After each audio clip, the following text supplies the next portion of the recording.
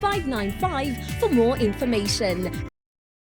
And enjoy salary advance of up to 50% of your net salary. Access salary loans after 6 months, salary credits and check-off loans with a repayment period of up to 48 months. With no minimum opening balance and no operating balance, open your account today and let this account take care of your finances while at work. Retirement Benefit Authority is an ISO-certified institution safeguarding your retirement benefits. You do not have to be formally employed to start saving towards your retirement. Anyone earning an income can join an individual pension scheme. Join one today and secure your sunset years. For queries regarding the retirement benefit industry or your pension scheme, please call RBA on toll-free numbers on your screen. Do you have a passion for agriculture and animal health training? Eldoret Technical Training Institute School of Agriculture, in partnership with Nation Media Group Seeds of Gold, invites you for a farm clinic on 29 February 2020 at TAG Center, Eldoret. We offer practical training at higher diploma, and certificate level in the following agricultural courses: animal health and production, general agriculture and extension education, agricultural engineering and economics, sustainable agriculture, modern methods of agribusiness, entrepreneurial agriculture. Visit us at the ETTI stand and learn more about our training farm. Enrollment for May and September intake is ongoing. Apply now. Eldoret Technical Training Institute. Growing reputation. Mombasa Port Sacco is an award-winning registered deposit-taking Sacco offering financial solutions to its members ranging from long-term development loans, agricultural and business loans, Chama loans and numerous savings products with high returns. Mombasa Port Sacco is open to all. Join the award-winning Sacco today and realize your dream. With Lipa na M-Pesa, you get more, and now you can win. Lipa na M-Pesa. There are surprise gifts to 8 customers every minute. Tractors with extras. Lipa na M-Pesa. Plus 6 apartments to be given away. Make payments via M-Pesa Buy Goods or Pay Bill. Every 100 shillings spent on Lipa na M-Pesa earns you an entry into the draw. Do more with Lipa na M-Pesa.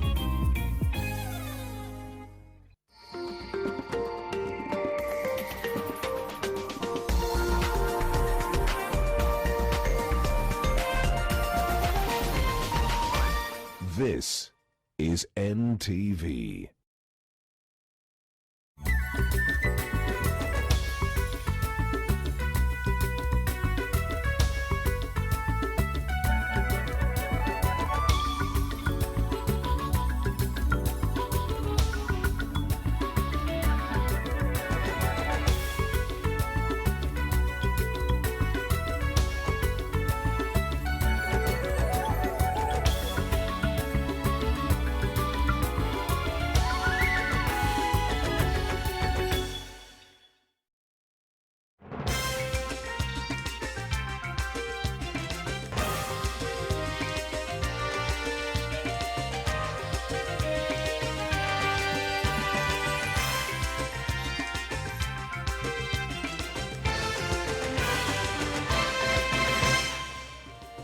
Na mtazamaji popote ulipo, hujambo na karibu kwenye NTV Jioni, na hii ni Ijumaa ya mwisho ya mwezi Februari, lakini safari ya mlimani ingali inaendelea, japo mie na mwenzangu Kaltun tumerejea kutoka mlimani kule Meru.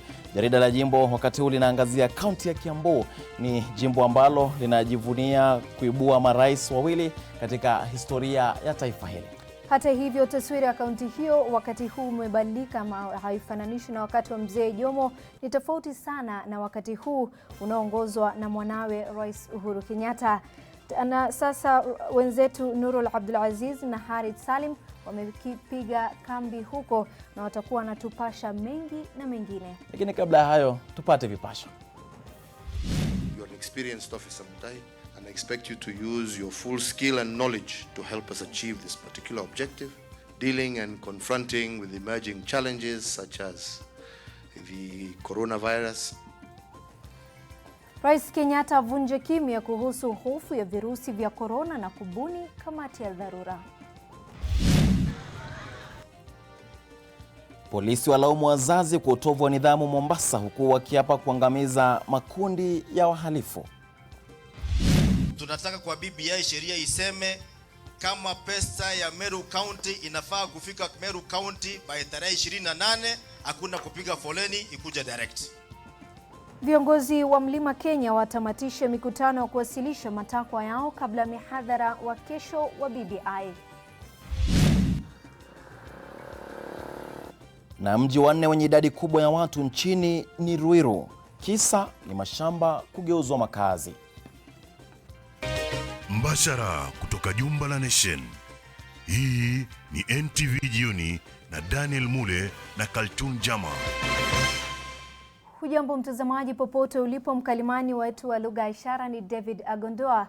Rais Uhuru Kenyatta amevunja kimya chake kuhusiana na hofu ya virusi vya korona kuingia humu nchini. Rais Kenyatta amebuni kamati ya kitaifa chini ya uongozi wa waziri mpya wa afya Mutahi Kagwe kwa ajili ya kujiandaa kukabiliana na virusi hivyo. Huku hofu ikizidi kutanda nchini pamoja na kuongezeka kwa shinikizo dhidi ya serikali kuhusiana na utayari wake katika kukabiliana na virusi vya korona, leo Rais Uhuru Kenyatta amebuni kamati ya kuhakikisha kuwa masuala kuhusu virusi vya korona vinashughulikiwa ipasavyo.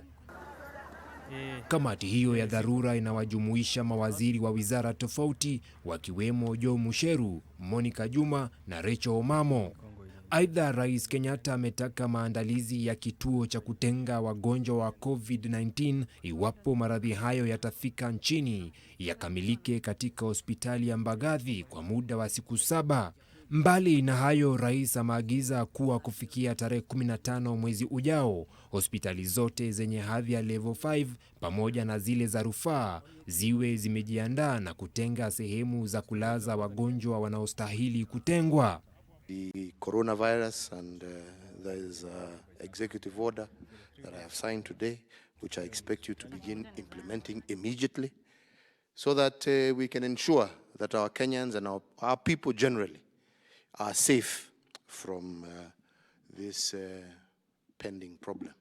Huku haya yakiwadia, mahakama kuu nchini imesitisha kwa muda ndege kutoka China kutua humu nchini kutokana na kesi iliyowasilishwa na chama cha mawakili nchini LSK. Aidha, Jaji James Makau amemwamurisha waziri wa usalama Fred Matiang'i na waziri wa afya anayeondoka Cecily Kariuki kuwatafuta abiria wote 239 waliowasili nchini kutoka China na kuwatenga katika hospitali ya kijeshi. Ijumaa hii wizara ya afya ilishikilia kuwa iko tayari kabisa kukabiliana na virusi vya korona. We are doing this as preparation for anything that can happen. If it doesn't happen, thank God, then all we will have done is made preparations. If it does happen, then we will be on the spot and ready for them. The issue of contact tracing did not even require any court order. And the reason it never required is when the travelers, are coming into the country, the travel manifest is with the gentleman on my right here as a routine. They will get their contact details every day. They will follow up and give the messages which we've been pleading with you to circulate. Wakati huo huo, kiongozi wa Kenya Martha Karua amekashifu serikali kwa kuhatarisha maisha ya Wakenya kimakusudi baada ya kuruhusu nchini abiria kutoka China. The government advisory for the 239 passengers who jetted into the country to self-quarantine for 14 days is laughable as it is tragic. Nalo baraza la kitaifa la wauguzi nchini limeeleza wasiwasi wa wauguzi nchini kutoandaliwa katika kukabiliana na homa hiyo. As cases increase globally, nurses will be working long stressful shifts during which they are exposed to a great deal of human suffering. Their mental well-being is extremely important if they are to be able to continue to provide the highest quality of care. Kwa sasa matumaini ya Wakenya ni virusi hivyo visisambazwe Kenya. Vincent Odur, NTV. Na tukisalia na mada hiyo ni kuwa Gire Ali aliyesambaza video ya ndege ya Southern China ikitua katika uwanja wa ndege wa JKIA amesimamishwa kazi kwa muda huku uchunguzi ukiendelea. Haya yanajiri wakati ambapo Wakenya wamekuwa wakikosoa serikali kwa kuruhusu ndege kutoka China kutoa nchini siku ya Jumatano. Barua hii imekuwa ikisambazwa mitandaoni baada ya mfanyikazi mmoja wa shirika la Kenya Airways kuachishwa kazi kwa muda. Kwa mujibu wa barua, alisimamishwa kazi kwa kusambaza video ya ndege ya Southern China ikitua JKIA asubuhi tarehe 26 mwezi huu. In my case, I believe the 40+ million lives in Kenya were more important than I or my colleagues. I think the intention was just, to send out a warning like this thing is real and there's no action on ground, and we are at risk because after work, definitely why do you go back to your community? Baada ya NTV kuweka wazi hali ilivyo katika uwanja huo wa JKIA, Wakenya wengi wametoa maoni yao hasa mtandaoni, huku wakikashifu namna serikali kuu ilivyokuwa ikishughulikia swala la virusi vya corona. Nobody from the management, nobody informed us that this flight is coming. Maybe even if it is just a quick preparation for maybe the handling protocol for the health situation. At least we could have prepared ourselves for that. Yeye ni mmoja tu wa wengine waliojipata pabaya kwa kufichua mambo kwa nia ya kusaidia Wakenya. Helen Aura, NTV. Kwingineko ni kuwa maafisa wa usalama huko Mombasa wameapa kuendelea kukabiliana vikali na magenge ya wahuni ambayo yamekuwa yakiwahangaisha wakazi katika maeneo ya Kisauni, Nyali na Likoni. Polisi aidha wanawalaumu wazazi kwa kuwatelekeza watoto wao ambao wengi hujipata wakishiriki uhalifu au wakijiunga na magenge hatari mbali na kutumia mihadarati. Kevin Mutai ana maelezo zaidi. Siku mbili baada ya genge la wahalifu kuwavamia wenyeji huko Kisauni, maafisa kutoka vitengo tofauti vya usalama walikutana katika afisi ya kamishna wa kaunti Mombasa ili kubadilishana mawazo kuhusu jinsi ya kumaliza magenge yanayohangaisha umma. Huku wakirejelea mashambulizi yaliyotokea Kisauni, polisi waliapa kutumia mbinu tofauti ili kuwanasa zaidi ya vijana 130 ambao wanashukiwa kuhusika na visa tofauti katika maeneo ya Likoni, Kisauni na Nyali. Na tumekubaliana kwamba wale watakaopatikana tutawakanyaga na kisikino ya serikali. Si unajua kisikino ya serikali tutawawekelea uzito yote. Wengi ni wale vijana kati ya miaka 14 mpaka 25, wasije wakajidanganya kwamba wao ni vijana wataonewa huruma. Hakuna huruma ambayo wataonewa.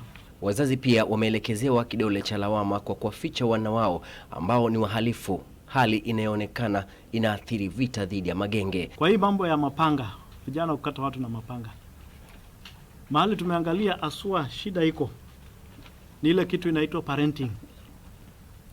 Wazazi katika sehemu hii ya Mombasa wamepuuza majukumu yao. Hawaongei na vijana wao. Biashara ya mihadarati pia inasemekana kuwa sababu kuu ya uhalifu kuongezeka, kwani wafanyabiashara wa dawa za kulevya pamoja na bangi wamekita mizizi mitaani wakitangamana na wenyeji. Maafisa wa usalama sasa wanasema kuna mbinu tofauti za kuwanasa hata wenyeji ambao wamekuwa wakisusia kutoa habari kuhusu wanaoendeleza biashara hizo haramu. Kevin Mutai, NTV, Mombasa. Na mtazamaji, kama tulivyokuahidi ni kuwa wakati huu tunaangazia kaunti nambari 022 ikiwa ni maeneo ya mlimani. Wajua wiki iliyopita tulikuwa Meru na sasa tungali mlimani, lakini wakati huu ni katika kaunti ya Kiambu, kaunti ambayo imeibua marais wawili, lakini kuna mengi mengine ambayo hujui kuhusu kaunti hiyo. Na ni wakati wa kuapisha Harith na Nuru ambao wanatukujia moja kwa moja kutoka Amboseli Institute waendeleze taarifa za NTV Jioni.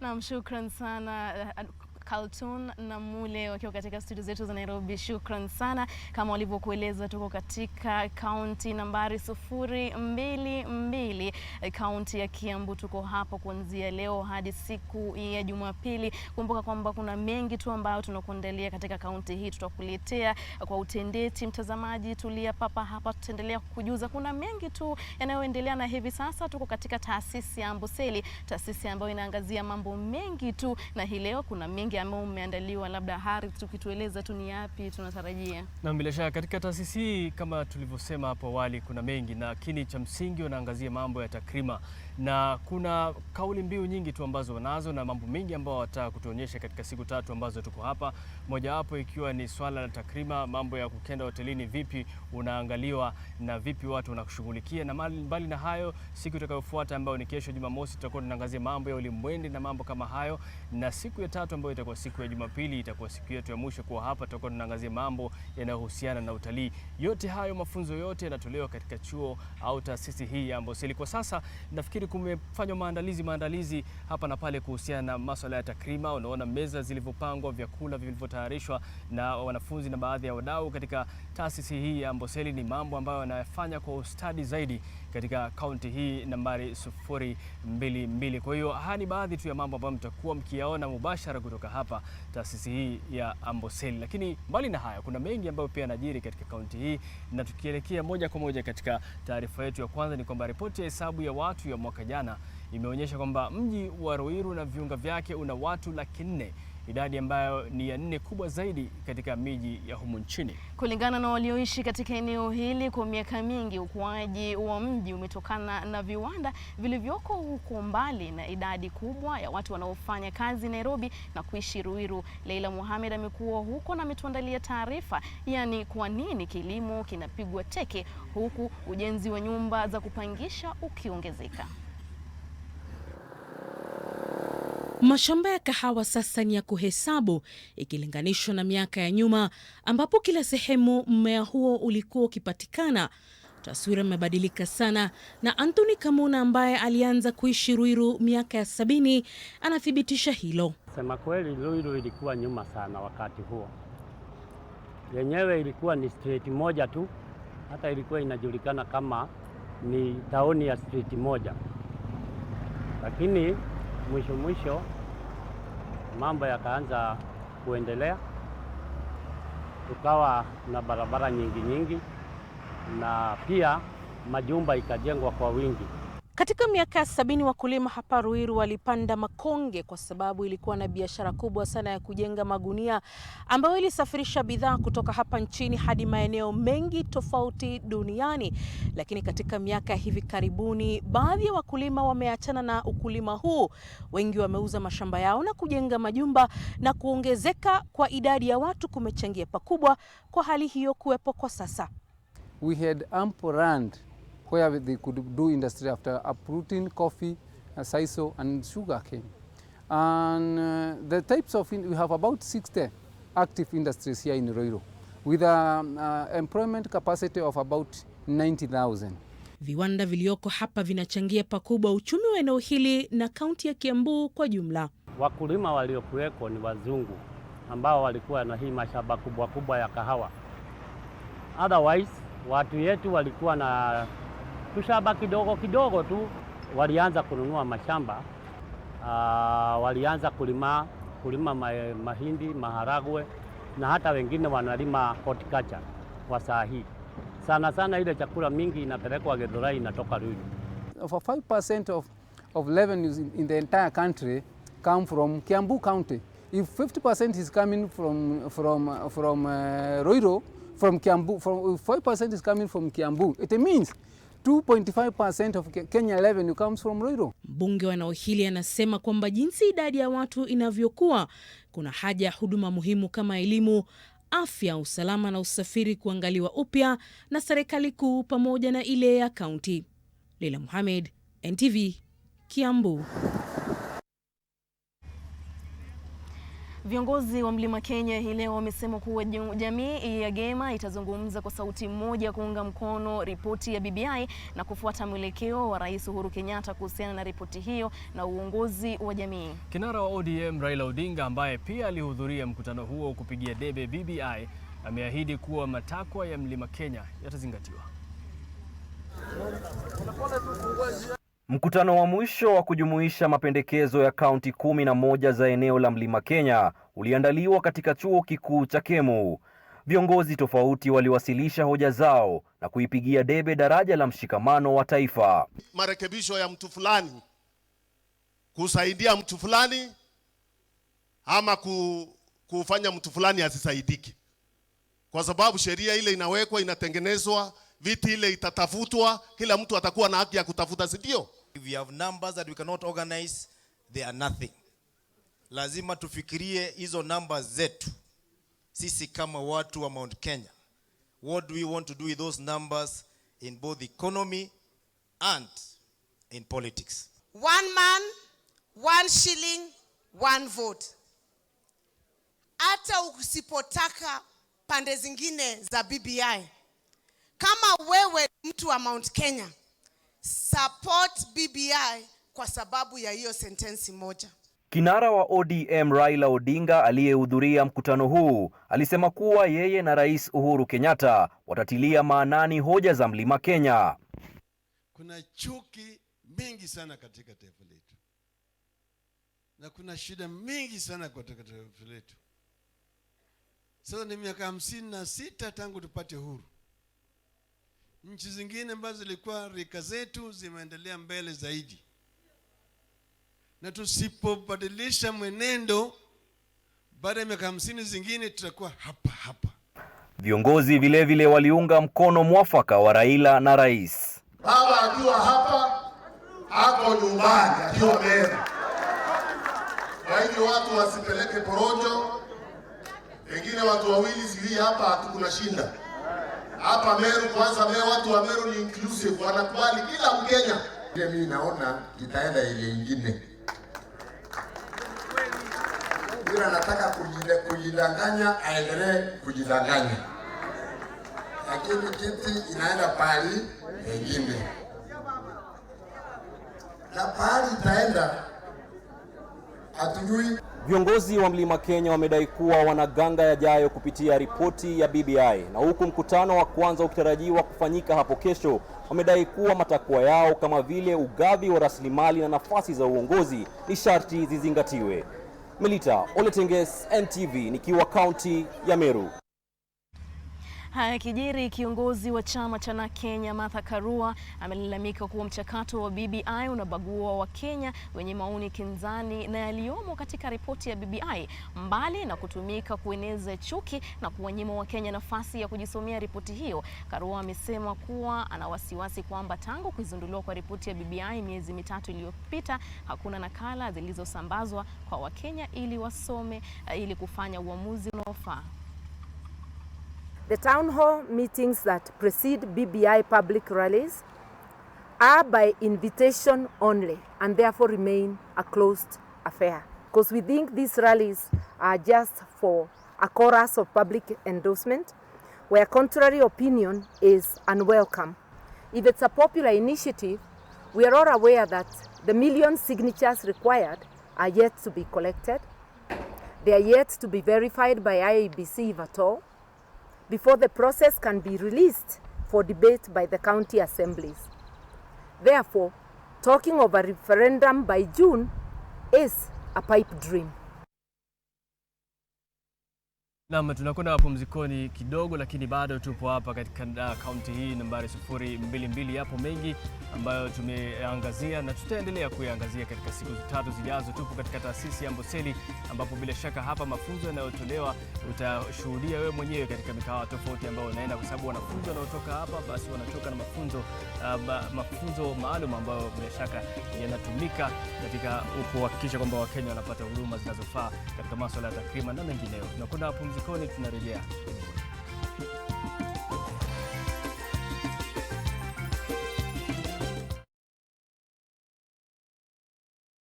Sensitivity is a short, sharp pain that people experience when they have something hot or cold getting to the nerve of the tooth, causing that discomfort. If the sensitivity is left alone, it may get worse. Dentists recommend Sensodyne to their patients. It's able to get inside the tooth and calm the nerve of the tooth down, and the proof's in the results. It works. Heaviness and a burning inside, it could be heartburn. Indigestion and heartburn? Eno gets to work in 6 seconds and works on the 6 symptoms of heartburn so you can keep living life non-stop. Eno, fight heartburn and indigestion fast. Je, maumivu ya kichwa na kukosesha amani?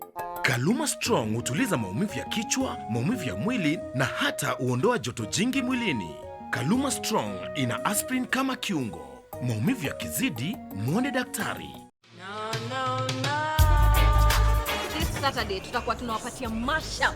Yani buda, tunaleta reggae ndani ya Teen Republic. So, you better stay tuned. Itakuwa ni noma sana mazeju, nitakuwa pale na DJ Bash. The roughest and the toughest DJ Mo atakuwa in the mix with Kenya's #1 party DJ Bash. Show itakuwa wagwan, so make sure you tune in because when the music hits you, you feel no pain. Like, you know, we always give you the dopest vibes, and this week we have something special for you. Exactly, man. Teen Republic and Jam Down mashes up to bring you a very special reggae edition. Join me every Saturday on Nation FM toka saa 1 hadi saa 4. Reggae meets hip hop right here on NTV. Au sio? Nobody can stop reggae. 150,000 Kenya shillings for cash buyers or 175,000 Kenya shillings for installment buyers. Join us for a site visit on 29 February 2020. SMS plot to 21595 for more information.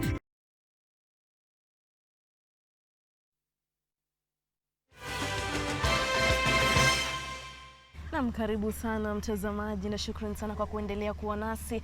Hali ya utulivu imerejea eneo la Taimamut katika mpaka wa Isiolo na Laikipia tangu maafisa wa polisi kupelekwa eneo hilo. Maafisa hao walipelekwa huko baada ya watu 4 kuuawa eneo la Naibunga siku 2 zilizopita.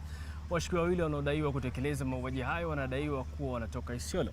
Kufuatia mkutano uliofanyika Isiolo jana, wakazi wametakiwa kusalimisha silaha haramu kwa maafisa wa polisi haraka iwezekanavyo kabla ya msako wa silaha hizo haramu kufanywa.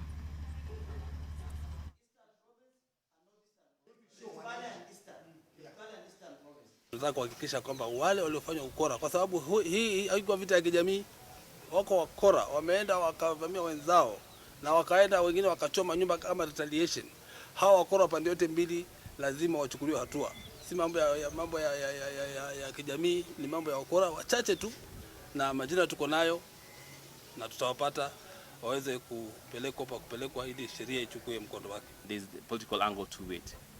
Number one. Number two, the reality is the weapons that were used, for example, in this case, I mean, somebody is funding it, somebody is behind this thing. And so certainly it's not just verbal, it is actual material support. It's aiding and abating this and fueling this conflict, and that is really the problem. Na mtazamaji, na tulipata nafasi kuzungumza na baadhi ya wakazi wa Kiambu ili kupata tu maoni yao kuhusiana na yapi wangependa yaangaziwe haswa na kaunti ya Kiambu. Unajua, katika kila sehemu bila shaka kuna mambo ambayo wengi wanaona ni mambo ya msingi yanapaswa kufanywa ili kuhakikisha kwamba mambo yako sawa. Hizi ni kauli zao. Hatuna mabarabara, pesa zimetengwa, tunatoa ushuru, lakini hatuoni watu hawaishi vizuri juu nyumba ni expe. Sasa mtu vile anaishi na yani kazi yake iko chini, sasa hawezi kujisimamia kulipa nyumba. There's a lot of unemployment in Thika. There are many people who are moving up and down, and we hear that youth are the future of this nation, yet they are the ones who are doing pickpocketing. Najua vijana wamekuwa neglected sana kwa mtaa. So gava ikiweza kama na solution yenye inaweza boost vijana, at least si ati wakama up na initiatives zenye zinaweza boost vijana in terms of projects. Kuna process ilikuwa inaenda mbele na huyo government mwingine wa Itito. Hii mambo ya plot ya mataito, lakini haikuisha. Ningeomba tu atusaidie hiyo process imarisike. Hospitali za umma hazina madawa. Unaenda unapata kwamba kwa pharmacy unaambiwa uende kwa chemist ununue dawa. Hakuna choo ya umma ambayo inakuwa ni tatizo kubwa kwa hii area ya Boroti. Mtazamaji, tumetamatisha awamu ya pili ya NTV Jioni na tunaenda mapumzikoni. Tutampisha mwenzetu Yoshua Mokori akiwa katika studio zetu za Nairobi akirejea na taarifa za spoti. Tulia papo hapo.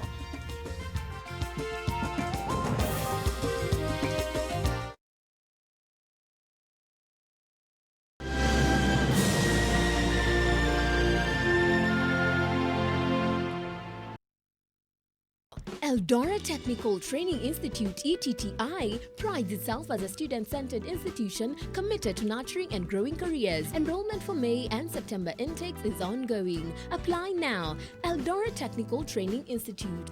Growing reputation.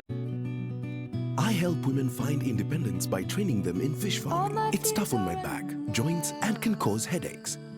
Panadol Extra relieves multiple types of pain.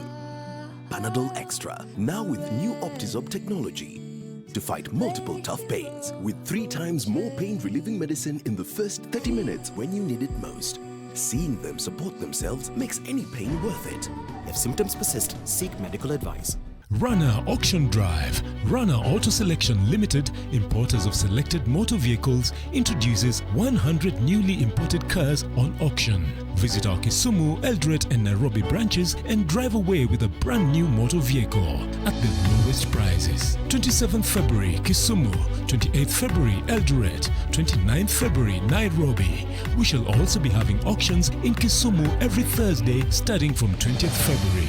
For more inquiries, call or WhatsApp 0701 777 779. Runner Auto Selection. Your choice, your success.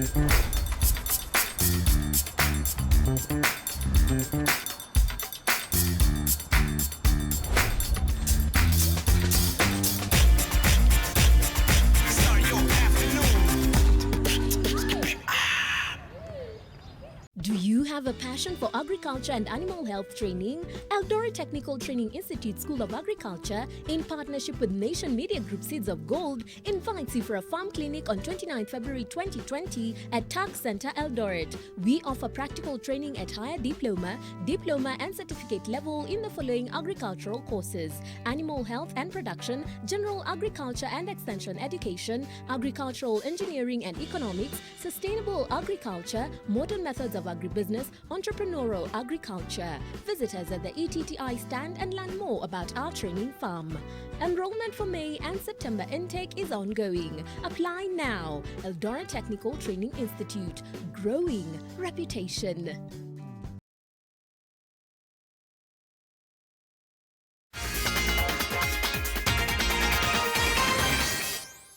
Huo mdundo na ashiria wakati wa kudunda viwanjani. Sasa haraka upesi wananiita Yosho Makori. Mshindi wa nishani ya shaba ya michezo ya Jumuiya ya Madola Christine Ongare ana imani atafuzu kwa Olimpiki ya Tokyo, Japan. Bondia huyo ataingia ulingoni leo usiku jijini Dakar, Senegal, kupambana na Catherine Nanziri wa Uganda katika pigano la kuwania medali ya shaba ya uzani wa fly. Ongare alishindwa na Rabab wa kule Morocco katika nusu finali. Nahodha Nico Koth tayari amepata tiketi ya Japan na atapigana na Evaristo Mulenga wa Zambia katika finali ya kesho. Koth alimshinda Isaac Masembe wa Uganda katika nusu finali.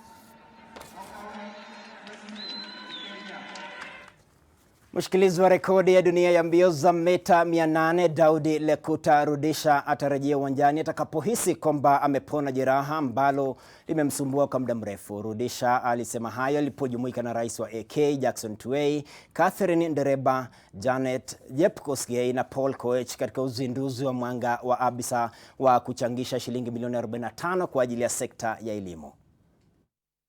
Now that is what I'm saying, that I can't anticipate about time because I have to get fit, because I can't just commit right now to meet and yet I've not reached my best in terms of in terms of fitness. Until I get that fitness is when I will decide which meet I'll start with and which meet I'll go. Nayo timu ya taifa ya kandanda ya wanawake Harambee Starlets imeicharaza Beijing Raiders mabao 6 bila ya jibu uwanjani Camp Toyoyo. Mabao ya Starlets yalifungwa na Gentrix Shikangwa aliyetia kimiani mawili, Mwanahalima Adam, Stella Anyango, Miriam Lutomia na Diana Hashina.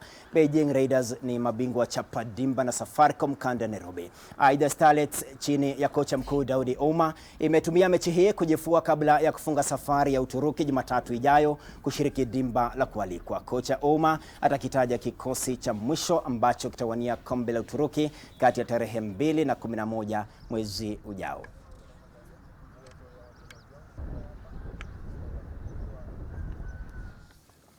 Ndo hayo tu kutoka ulimwengu wa spoti, lakini tumeuaua kidogo kwa faida ya kurejea kule Kiambu. Mungu ni mkuu.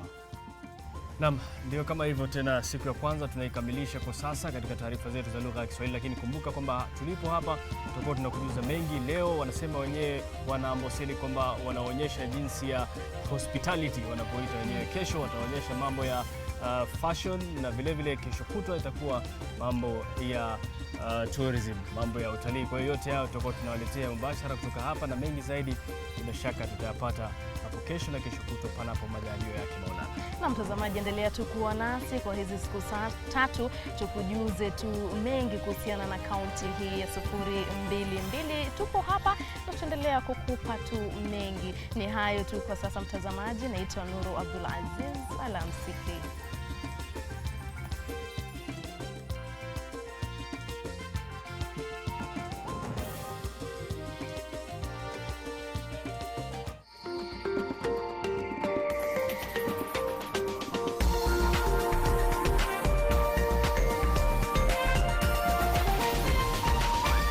This is NTV.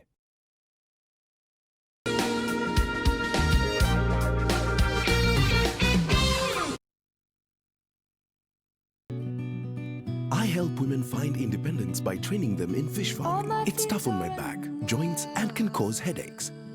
Panadol Extra relieves multiple types of pain. If symptoms persist, seek medical advice. Dettol's main objective is to help children protect themselves from diseases. Do you know how we get illnesses like diarrhea, cough, and cold? No! They are spread through germs on your hands. Your hands collect germs that causes diseases. You pick up germs from any surface, like when you don't wash your hands after going to the toilet, while playing. And then you can get sick because of germs. That's why you need to fight germs to stay healthy by washing your hands regularly with Dettol soap that gives the best germ protection ever against many illness-causing germs. Wash, wash, wash your hands. What you have to do is bath, bath, bath yourself. Dettol soap every day. Wash, wash, wash your hands. Ngapi? Hiyo ni 65. Amfanya hivi, leta 55. Bado ni expensive. Kwani kuna ngapi? Kuna 3K. 3K. 3K mimi wenyewe nimechukua na 4K. So next time. Check madam. Wacha nikufanyie best price just for you. Leta 3,000. But I thought you said your cost was 4,000. Acha hizo. Fanya hivi, leta pesa uchukue mali safi. If only all things in life were as honest as one bulky 5 MB. Enjoy the best data rate in Kenya. No bundle, no expiry, no minimum top-up. Now that's honest. Switch to Airtel, the smartphone network. New Blue Band peanut butter. Made with 100% pure peanuts. And a good source of omega-6. Grow healthy and happy kids with New Blue Band peanut butter.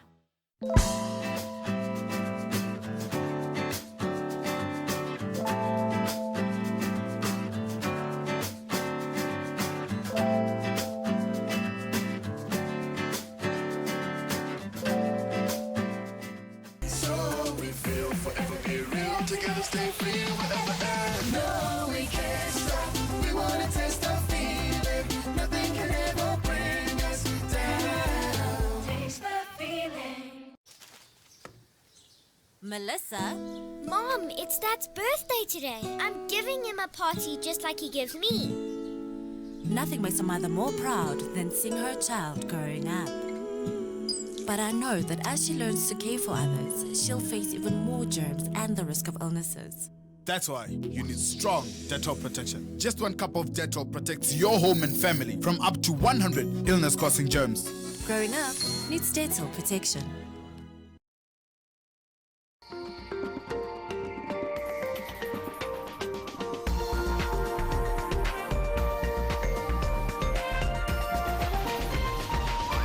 NTV, turning on your world. The following program has been rated PG. It may contain scenes unsuitable for children under the age of 10. Wicked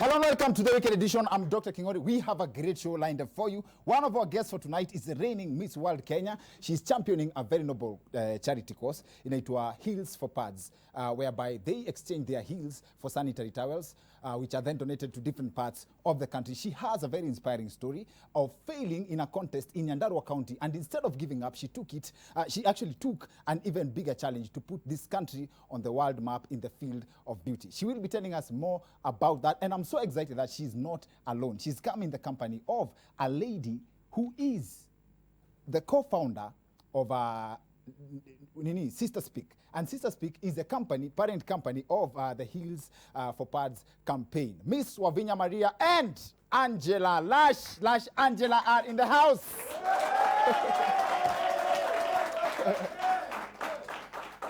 I think that's because I say that intro in a lash. But now, also in studio is the CEO of Ahadi Trust, an organization leading the anti-jigger campaign in Kenya. I could have talked about kicking jiggers out of Kenya, but then it hit me that you can't kick jiggers because the whole point of an anti-jigger campaign is avoiding jiggers from coming into contact with your feet. The gentleman behind this noble campaign against these parasites is one of our guests for tonight. Dr. Stanley Kamau is in the house. Wazi, I'm also very, very excited because Sengine supata love mob sana kutoka different parts of the country and tena zingine za kutoka outside the country. Leo a friend one of our friends, tuseme a fan of the show and a friend of the show, ametoka US and he's made a point to come watch the show. Right behind Dr. Stanley Kamau, kuna gentleman anaitwa Alan Kemboi. Shout out Alan. Asante sana for coming through. Asante sana maze. Tuna appreciate your love na team diaspora wote na kila mtu anatuwatch kutoka home. Also, kama kawaida, I've got great news coming through. Zile call rates nimekuwa nikiwaambia ama nikiimba hapa za 1 shillings and 50 cents per minute ziko pale. All thanks to Telecom Kenya. More details coming up, but first, NYS suspect Phyllis Ngirita broke down following the freezing of her accounts, and this statement from a voiceover of sadness that she produced outside the courts stood out for Kenyans. Miaka mbili tumeteseka. Mimi leo nimeamka saa 11 kuja hapa kotini. Niko na mtoto anasoma, mtoto aliwacha shule. Mtoto sasa ameelekea kuwa chokora. Mimi huwa najifanyia pesa zangu. Pesa zangu zote ziko NYS, ziko paid in bills. Na mimi nimerequest tu wanifungulie tu account na nipe pesa kwa kukopa. Wamekataka kufungua hiyo account. So mtoto hata hawezi ongea Kijerumani. Mtoto anaongea ni Kikuyu na Kiswahili ama Kizungu. Sasa mtoto amekuwa nikuja kuona vile nadhulumiwa kwa koti kila siku. Jiritas wametolewa kwa sacrifice, na mimi naomba president penye yako list ya NYS, hao watu wangejaa SGR. Hao watu wako wapi? Sisi tunateseka tukiambia 9 billion. Sasa hivi mtu hawezi enda kuombe maji ya kunywa. Wanaonanga tu 9 billion. Yes, first of all, it's funny that ajasema ako innocent ama nini, but I'm no judge. And her claims may be legitimate. One thing I can tell for sure is that her definition of chokora is inaccurate. Ukisikia mtoto anajua Kizungu, Kiswahili na Kikuyu, what's the ideal kid that comes to mind? Remember our president. Oh my Lord, remember the president. Oh Lord, give them favor. Oh my Lord, give them courage. Now, aside from the controversial definition of chokora, there's a point most people missed. The fact that lack of money imefanya Kijerumani imeevaporate kwa akili ya mtoto von Bismarck brings up the point that what you speak is directly proportional to how much you have. Unafikiria kwa nini kukaa hivi ndio sign language ya kukosa kitu? Here's an even practical example of the relationship between pesa na vile mtu anaongea. Ushaipanda gari ya Kayole pale Mudhuru ukasikia watu wakiongeleshana. Silence. Najua kila mtu si kila mtu ameenda Kayole. So here's another example. Why do you think kila mtu anakanga kwa ile bench ya pale Hinton anakuanga amenyamaza? You get the message. That's the same reason there's a certain amount of money you need to have ndio hata usalimie watu kwa family gathering. This right here is a reaction that broke uncle gets akijaribu kutoa maoni kwa family gathering. I was thinking, as who? Now, that's just how the world is designed. It's only Telecom that gives you a chance to talk hata ukiwa na pesa kidogo. with call rates zito nasema za as low as 1 shillings and 50 cents. You talk for as long as you wish across all networks.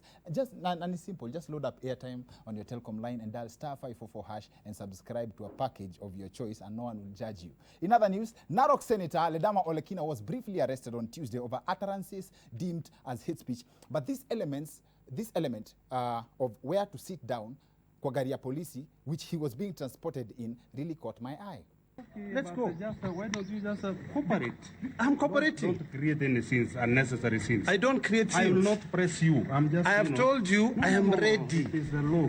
It is the law to be pushed inside. No, we're not pushing you. We're not pushing you.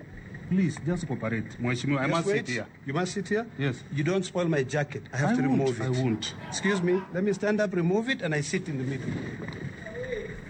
You know, I came out. Mimi, yero kwa nini? Hey, yeah. Let me tell you. There's no problem. A coward dies 1,000 lives. A soldier dies but once. And I'm ready. Please. Total crap. 20. A coward dies 1,000 lives. That was the second life ya senator.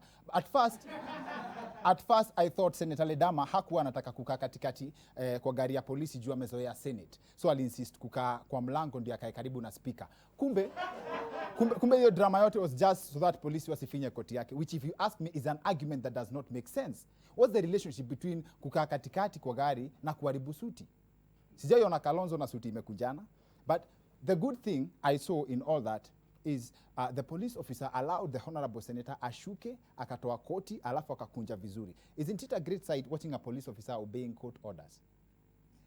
Also, this week the national government has taken over the functions of the Nairobi County government. To put this into context, this is like the way we were taught in schools. A nuclear family has father, mother, and children. Alafu kwa ukuta, kuna picha imeandikwa Jesus is the head of this family. So basically, what happened in the context of the Nairobi family, ni the proverbial phrase here, nyinyi nimewaachia Mungu. Now there is this video of a proposal gone wrong that has been doing rounds online for a better part of this week. Wow. Wow. Say yes. Wow. My money said no. Crazy. He came all the way from Mississippi. Give my damn shoe, bro.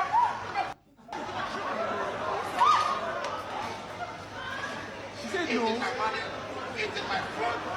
She said no. Damn it. Bro. Damn it. Wow. Now, this just shows that very few people can give you something without expecting anything in return.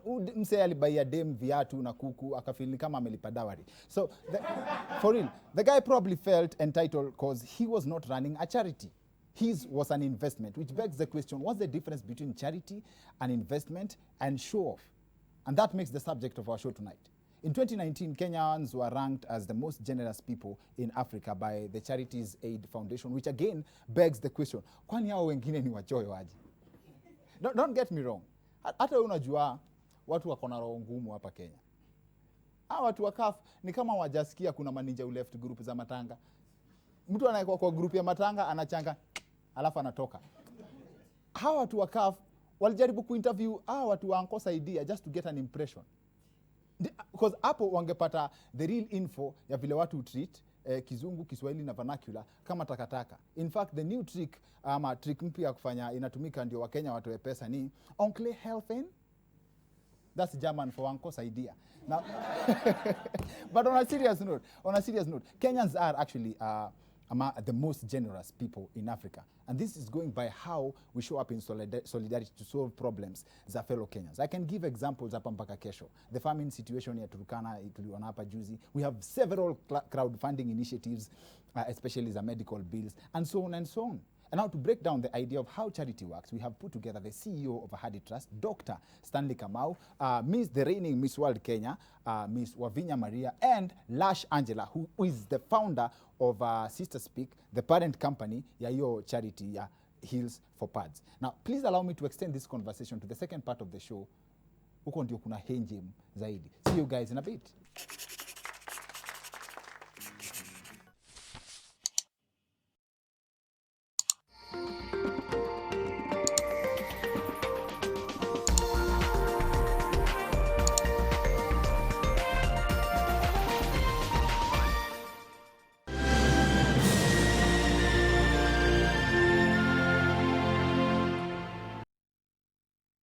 Eldora Technical Training Institute (ETTI) prides itself as a student-centered institution committed to nurturing and growing careers. Enrollment for May and September intakes is ongoing. Apply now. Eldora Technical Training Institute.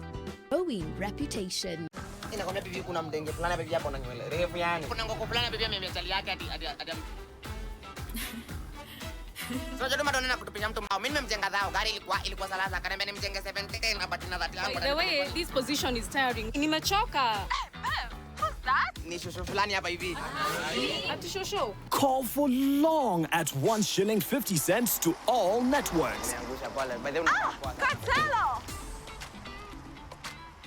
Dial star 544 hash to subscribe. Telecom, moving with you. It feels good, Coca-Cola and food, Monday to Sunday. We're all chasing taste. Let's just grab a bite, the excuse to drink Coca-Cola every single day. So we feel forever be real, together stay free, whatever ends. No, we can't stop, we wanna taste the feeling. Nothing can ever bring us down. Taste the feeling. Fit Me Foundation from Maybelline, New York. Fits your unique tone and texture. Blurs pores, stops shine. For your most natural matte.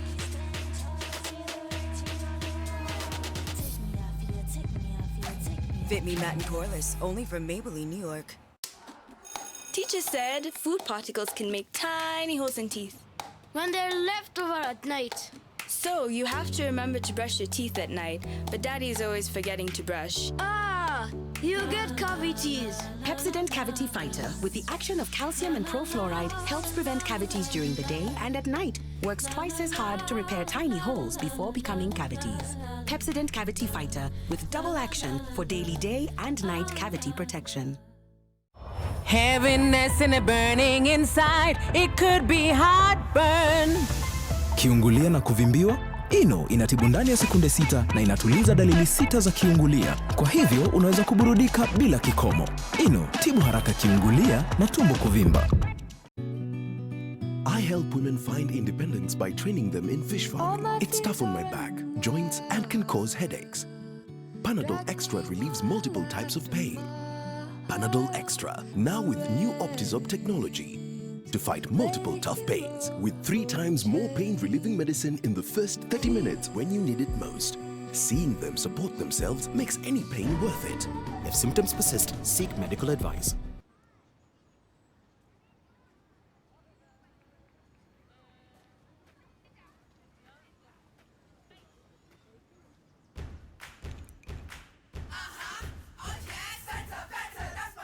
Hanging out, it's my summer, got my squad, we go harder, we got a little bit of feel good now. It's my better, that's my flavor. All I wanna do,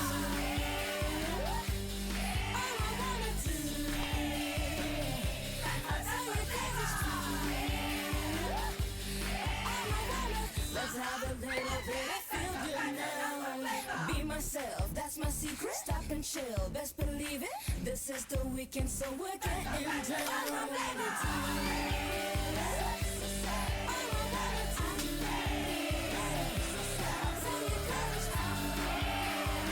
Let's have a little bit of that's my flavor. Be not afraid of greatness. Some are born great, some achieve greatness, and others have greatness thrust upon them. William Shakespeare. Registration for InterSwitch Spark Kenya 2.0 Science Competition is on and closes on Sunday, 10th May 2020, ahead of the National Qualifying Test on Saturday, 16th May 2020. To switch a future, visit www.interswitchspark.com and register your best 6 Form 3 students for a chance to win 2.5 million Kenya shillings worth of university scholarships, including monthly stipends, and the bragging right as the best STEM student on InterSwitch Spark Kenya 2.0 Science Competition, powered by InterSwitch, transaction solutions you can depend on. You're watching Wicked Edition in association with Telecom.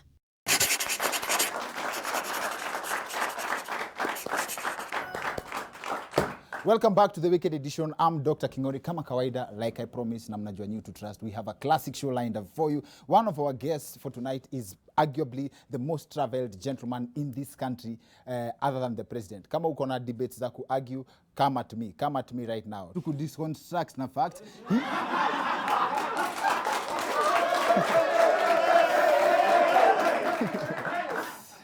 Kizungu mimi si mchache, naweza kuwa sijui German, but Kizungu yangu si ya chokora.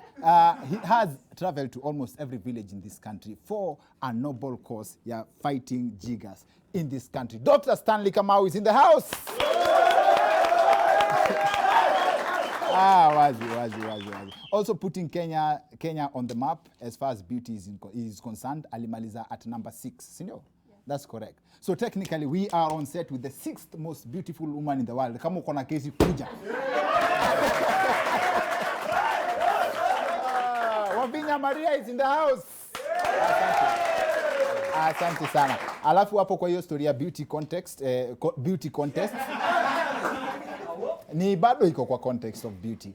Kwa context ya beauty na beauty contest unafaa ufanye charity for at least 1 year during your reign. And Miss Wavinya amekuja in studio na the lady who actually runs the organization yenye the mother company ya the Heels for Pads campaign. Lash Angela is in the house. Asante sana. What we seek to address leo ni what is charity, how does charity work, na difference ya charity na show off ni gani, and the inspiration ya why people do what they do. Ukisikia story ya Dr. Stanley Kamau, I wish we can be able to exhaust as in we can be able to cover as much as we can from all our guests for tonight. But Dr. Stanley, wakati tulikuwa tunaongea uliniambia yako story ya jiggers ina come from a personal place. Ulikuwa una deal nazo mpaka your nickname was quarter past, na beste yako alikuwa anaitwa quarter to. So mlikuwa mnakutania half past. Mimi nilikuwa quarter to. Oh, quarter to. Na ilikuwa quarter past. Okay. Juu tulikuwa tunaenda hivi. Juu miguu vile zimekaa kombo. Yeah. Alafu how long did it take before miguu zako zirudi zikae? When I went to high school. Took me to wear shoes. Have you revenged enough for the times that you didn't used to wear shoes? I've fought the jiggers to that level where I've revenged. Wazi. Yeah. Miss Wavinya, karibu sana kwa show. Thank you so much. Asante sana. Feels good umetuweka on the map. And thank you so much for having us. Na Heels for Pads ideally ni exchange your heels, yes. Alafu unapewa pads, then you donate. Yes. That's right. I'm assuming kama campaign ingekuwa imeshika sana ungekuja na flat shoes. Literally I remember I auctioned my winning heels, my Miss World Kenya competition winning heels. Yes. And these are my special heels for this event for tonight. Okay. Yes. As in, you auction them, alafu someone buys them? In exchange for sanitary towels. So how much did they go for? For 2,000 shillings. 2,000 shillings? Yes, wow. But now we exchanged that in form of sanitary towels of equivalent value. Na sasa Miss Angela Lash, nini ili inspire mchague specifically, mademo kona shida mo, but specifically heels? Tunajitanga Ministry of Confidence. So msichana kiva heels, she's very different. So when you wear heels, you have a different posture. You're more confident in how you approach the day. But when you're in flats, you're more casual and simple. So it's a twofold initiative. You've got people who are in university who technically don't have the ability maybe to spend 1,000 on a new pair of heels, but can spend 500 and get a second-hand heel, which they can use for an interview. So this girl who's in university then in turn helps another girl who's on her journey to get to where she is. Look at how deep that is. Like heels in a portray personality. And hizo sisi kama machali, I admit na naongelea wote wenye wako hapa na wenye wanawatch kutoka home, heels ina determine how tall you are or how short you are. Kuna kitu kingine tunafikirianga. Alafu when it comes to charity and giving, Dr. Stanley aliniambia kitu moja interesting sana. Nimuza, why do you give? Akaniambia, we don't give because we have excess. We give because we have access. Unaweza explain to yo kidogo? What I wanted to tell you is that like now, what they are giving, like the shoes and everything else. Yes. I don't have to have money to buy shoes, but I can come to your wardrobe, you give me a pair of shoes, and then I'll be able to give to the person who is in need. That way, I will not even have spent a coin. Maybe all that I have spent is a phone call and maybe transport to your house. So that what that means is I don't have any excess money in my pocket, but I have been able to get a shoe from you and I give to the poor person who is in need. Maria, kwanza wewe uko na very interesting story. You have a nickname ya home. Yes. Ni? Maya. Maya. Maria anaitwa Maya for a very simple reason. Kungoa. Ama? Yes, definitely. So some people in my account, actually all my friends, some of them be like, Malia. And I'm like, no, it's not Malia, it's Maria. So a friend of mine comes in with a solution and she's like, so we just call her Maya because it's so close to Maria instead of calling her Malia. Really? And, yes. And that nickname stuck? But Yeah, I won't drop completely. Malia. It's closer to Malia Obama, isn't it? In the spirit of giving, kupeana, do you help everybody you see? Like, where do you draw the line? Like, unakuanga selective muchoyo ama selective giver? At first, you have to identify the person who is really in need and what they really need. Okay. So that's what we do before we we focus on the level ya msoto. Yeah, but also how is this idea kila mtu, and you can't fix everyone's problems. There are places that you get to use your own resources, because sahi ukisema ati you want someone to donate shoes, unampeleka kwa mtu who needs shoes, Yeah. That makes you a broker. Do you get to a point you use your own resources? No. There is no charity without you using your sacrifices. For you to start a charity, you must sacrifice. You must have your own money. You're not going to ask people for money if you don't have money. Thank you. You cannot come from high school, go and do your degree, and decide to open an office, have a table, ask people to give you money to go and fight any kind of illness if you have not put your own resources into that. And some of these things to tell people, give me transport, then if you're not able to go and help somebody, then you are the ones who need more help. Good point. That's a good point. Let me tell you one thing. I'll talk about myself.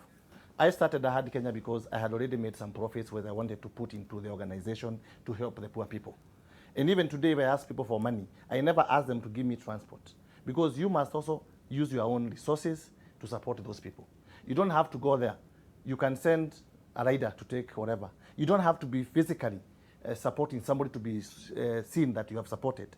Today, if you tell me you have a primary school, I can tell you I'm going to give you 200 pairs of shoes. It's for you to take those shoes to the school. But if I give you, then you ask me for transport, you are making it an enterprise out of me. So the best thing we should learn is that if you don't have money to start an organization and to put the seed in it, stop doing that business, because it's not charitable. It's not charity anymore. And we should be very, very careful, because for me to come to you, I must show you what I've done with my little resources. I tell people that before I started Ahadi Kenya, I was richer than today. But what God has done is that as I continue doing his work, he also does mine. He blesses me more. So it's very hard for me to become poor, Akingori, because God has directed me to do the things that he wants me to do for his people. And again, I've told you, if God has directed you to do something, if you do not do it, you pick somebody from this crowd who will do your work, and then you'll be left complaining that there are no blessings coming your way. It's because if you do not do what God has appointed you to do, he'll appoint somebody from nowhere. And again, a very important point. When you talk about charity, we only think about the poor people in the villages, the one without shoes, the one without sanitary towels. Everybody here is needy. Yes. Even you. Today I can come and tell you, no, you're very needy, by the way. Even you today, there's somebody who can come and do a CSR on you and a charity on you and improve on your life. And tomorrow you'll be the CEO of this Nation Media Group. It doesn't mean What giving. do I need? What do I need? It doesn't mean. Even here, maybe there are students here who would want to do masters. They have no money. You can support. It doesn't mean they are poor. But charity is helping someone to move from a disadvantaged level to a very advantaged and a more dignified level. Before I let you go, one of our audience members had asked what they look for to qualify as Miss World to represent on the Nini wanaangalia then. Before we talk about beauty with a purpose. Well, apart from the physical features, it must be have a minimum height of 5'7" foot tall. 5'7". For the ladies, that is. Then why do you need the heels? 5'7" is okay. Personally, I'm 5'9" foot tall. 5'9". Yes. Yeah. Okay. And apart from that, you must be a very kind and generous person, because it's not all about what you see. It's the essence that you give people whenever you're around them. You must be a very kind and generous person. Yeah. How do they determine that? Because that's how most relationships starts until you get to 6 months. But how do they determine that you are kind and generous for real? Well, that's the purpose of the boot camp, the 2 weeks boot camp before the final competition. Because, you know, you can put on a show for the first 3-4 days, but after things start getting hard on the final week, definitely you're going to pull down. You're going to show your true colors. 2 weeks boot camp. Yes. Sawa sawa. Alafu what events that you guys are organizing before we let you go? Any events, upcoming events, charity? And Sure. So for those the ladies who will be watching, if ever you want to get access to our hills and bring us sanitary towels, actually on the 7th of March we have something called the Sisters Market, where we'll be celebrating women, because it's the International Women's Day. It will be taking place, can I say the place? Yes, yeah. Sure. Okay, it will be taking place at the Alchemist, so you'll be able to have access to the hills, and you can bring your pads. And then we also have put together a wonderful panel of speakers who can talk on business, they can talk on career money, relationships and diversity. So it'll be a very wonderful event, bringing women together to celebrate themselves, and all the vendors of the day will be female, so you get to support female-run businesses. Thank you. And and you can bring the donation of pads, you can bring donation of heels, you can bring both, you can send your contribution. We have a pay bill, which is 530100, and account is H4P. You can find us on any social media platform as @SisterSpeaks254 or @Heels4Pads. Asante sana. Asante sana. Thank you to everyone who's made this possible. Our studio technical operators, kila mtu, director Mark, kila mtu actually. I think nafaa kuwa na a whole list ya everyone who makes this possible. Me too ndio mnaona hapa, but kuna wasi wanafanya job hapa up and down to make sure that this comes to you straight. Also, that's on the technical side. On the naitwaje bill side, wanatusaidia kulipa bills na wanatusaidia pia kuwapatia ideas poa. Telecom Kenya, maze, they've been part of us for the longest time. For the past 6 months, they've been on the show, our two official sponsors on the weekend edition. Now this time round, we're pushing a very, very good deal in the market right now. The lowest call rates in the market, as low as 1 shillings na 50 cents across all networks. And it's simple. Load up your Telecom line na airtime, dial *544# and chagua package yenye unajisikia nayo. That said, next week, there's a concept we've been planning from December before we actually went on break. Aviation storage safety. And I've finally been able, and I hope I'll be able to execute this. I trust I'll be able to execute this. A pilot mwenye amefly in Kenya since 1969. Since 1969. Yani hizo mbwembwe zote za kitu yote umeita kujua about ndege and everything. Wale sisi wote tulikuwa tunataka kukuwa pilot tukigrow up. Sisi wote, at least mimi nilikuwa nilikuwa nataka kuwa ama doctor, but wale wasi walikuwa nataka kuwa pilot. Na everybody, this is a show for you. Tunajua what happened hapo katikati ni y=mc². Niyo. That happened na algebra and everything na physics, but I think it will be a great show ya ku-encourage wase na ku-encourage msunajua. So ask people to tune in next week. Inafaa ikuwe nzito sana. Otherwise, thank you for joining us tonight. That's it for the weekend edition. See you next week. My name is Dr. Kingori.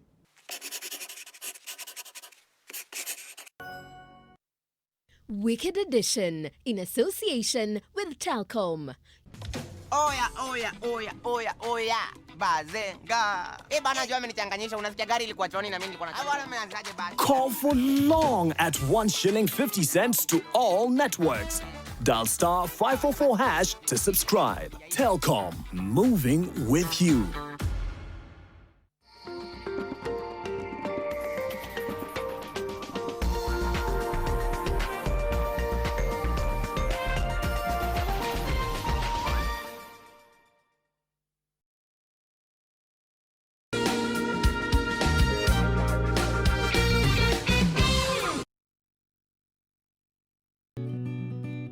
help women find independence by training them in fish farming. It's tough on my back, joints, and can cause headaches. Panadol Extra relieves multiple types of pain. If symptoms persist, seek medical advice.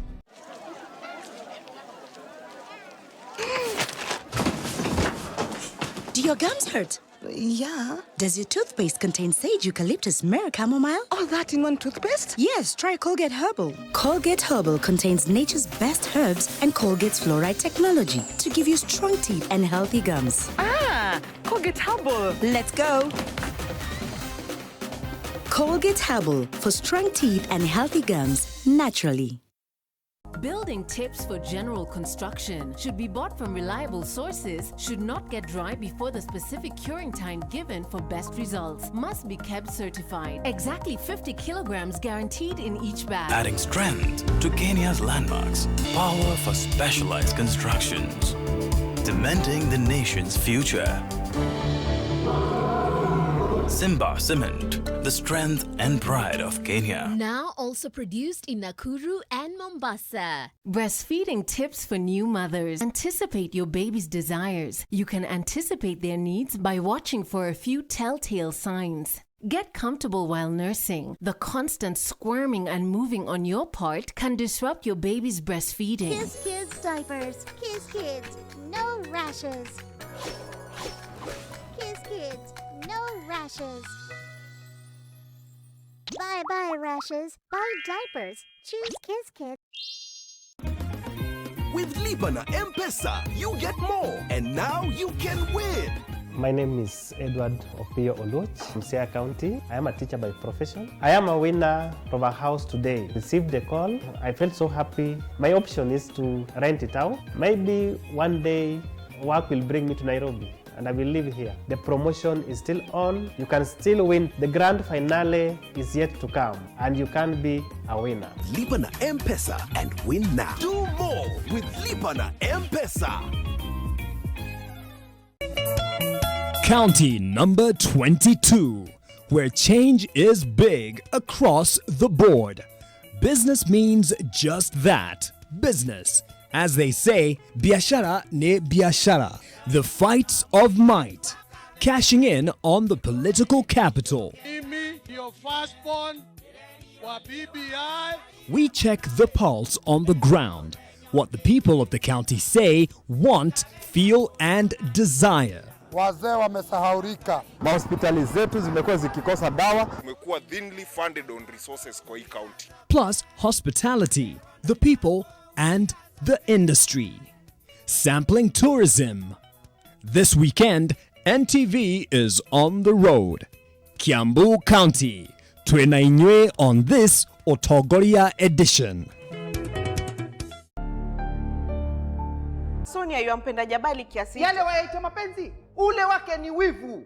Sasa mambo ya kumpenda Jabali na kumchukia huyu Fadhili yaingilia nao kwa pisini, mambo mawili tofauti. Baba, simu yangu yenyewe ni ile wejua. Nitakesha nayo vipi na kuchaji mpaka kazini?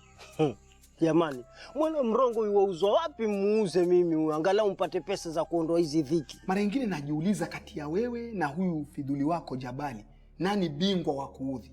Kwani ulikuwa haulizi kuhusu sausage kuungua? Nilikuwa nimekuulizia kuwa mvua ikinyesha huwa ardhi yatota. Nimekuja kuongea na wewe. Siongei na maadui zangu.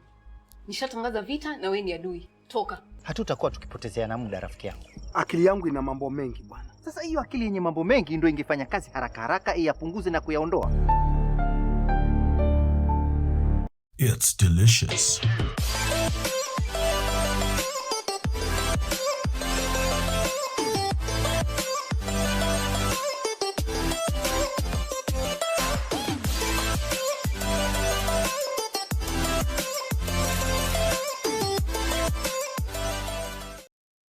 Twende holiday na spot on vacation. 2 days, 1 night for half board at Mayan Nanyuki from 10,000. 3 days Masai Mara from 13,000 with transport, accommodation, meals and game drive. 3 days Mombasa from 13,000 with SGR tickets, accommodation, transfers and meals. 5 days Dubai for 53,000 and Zanzibar from 67,000 with flights, accommodation, meals and excursions.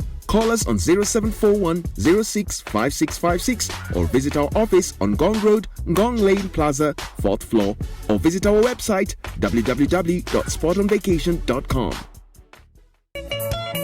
County number 22, where change is big across the board.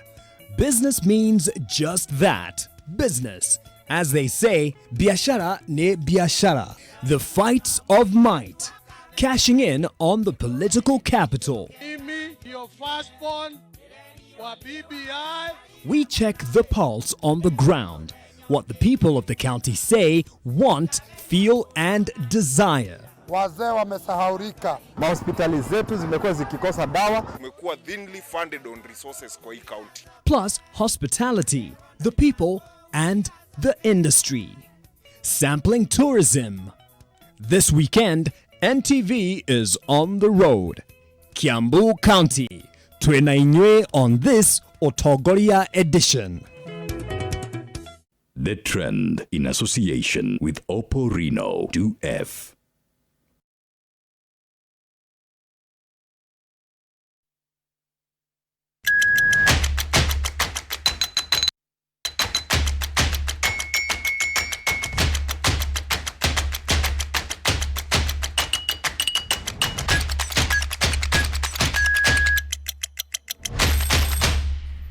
It is Friday. Good evening and welcome to TTTT. My name is Amina Abdi Rabar. Before we get to meet the panelists tonight, there are so many things that trended this week, so many great stories, some of them shocking us as Kenyans, and I bet that you have your opinions ready. The hashtag is TTTT at the Trend Live is where you send your opinions. Let's take a look at the stories that trended this past week. India hawajajua. Corona ukikula hizi zike, corona inaisha. So tunaomba tu, sijui kwa nini zilianzia Mount Elgon. So after all the havoc wreaked across the country and consuming over 200 million from taxpayers' money in government efforts to finish them, have the desert locusts finally met their match?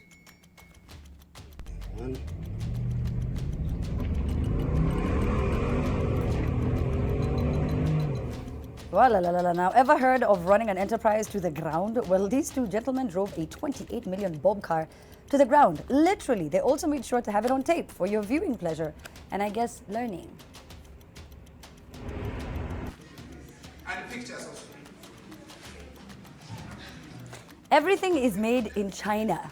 Or is it made in Kenya? This video was allegedly taken at the University of Nairobi, where a lecturer claims that students had been locked out of buildings by the Chinese. What is going on? We cannot. Now, see, this is a question. What could drive a mother to put up her children for sale? Stay tuned for more details on this very bizarre story from Migori.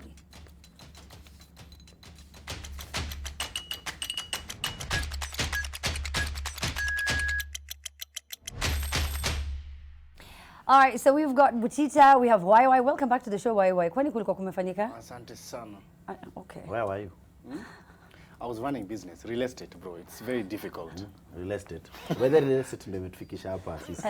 Mimi na YY real estate imetujenga mbaya.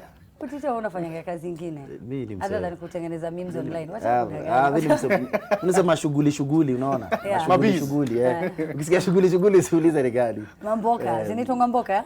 Mboka sasa ni deal. Oh, sasa unaona najaribu kulani. Sasa unajua sasa ukiwa kwa mboka kwa deal.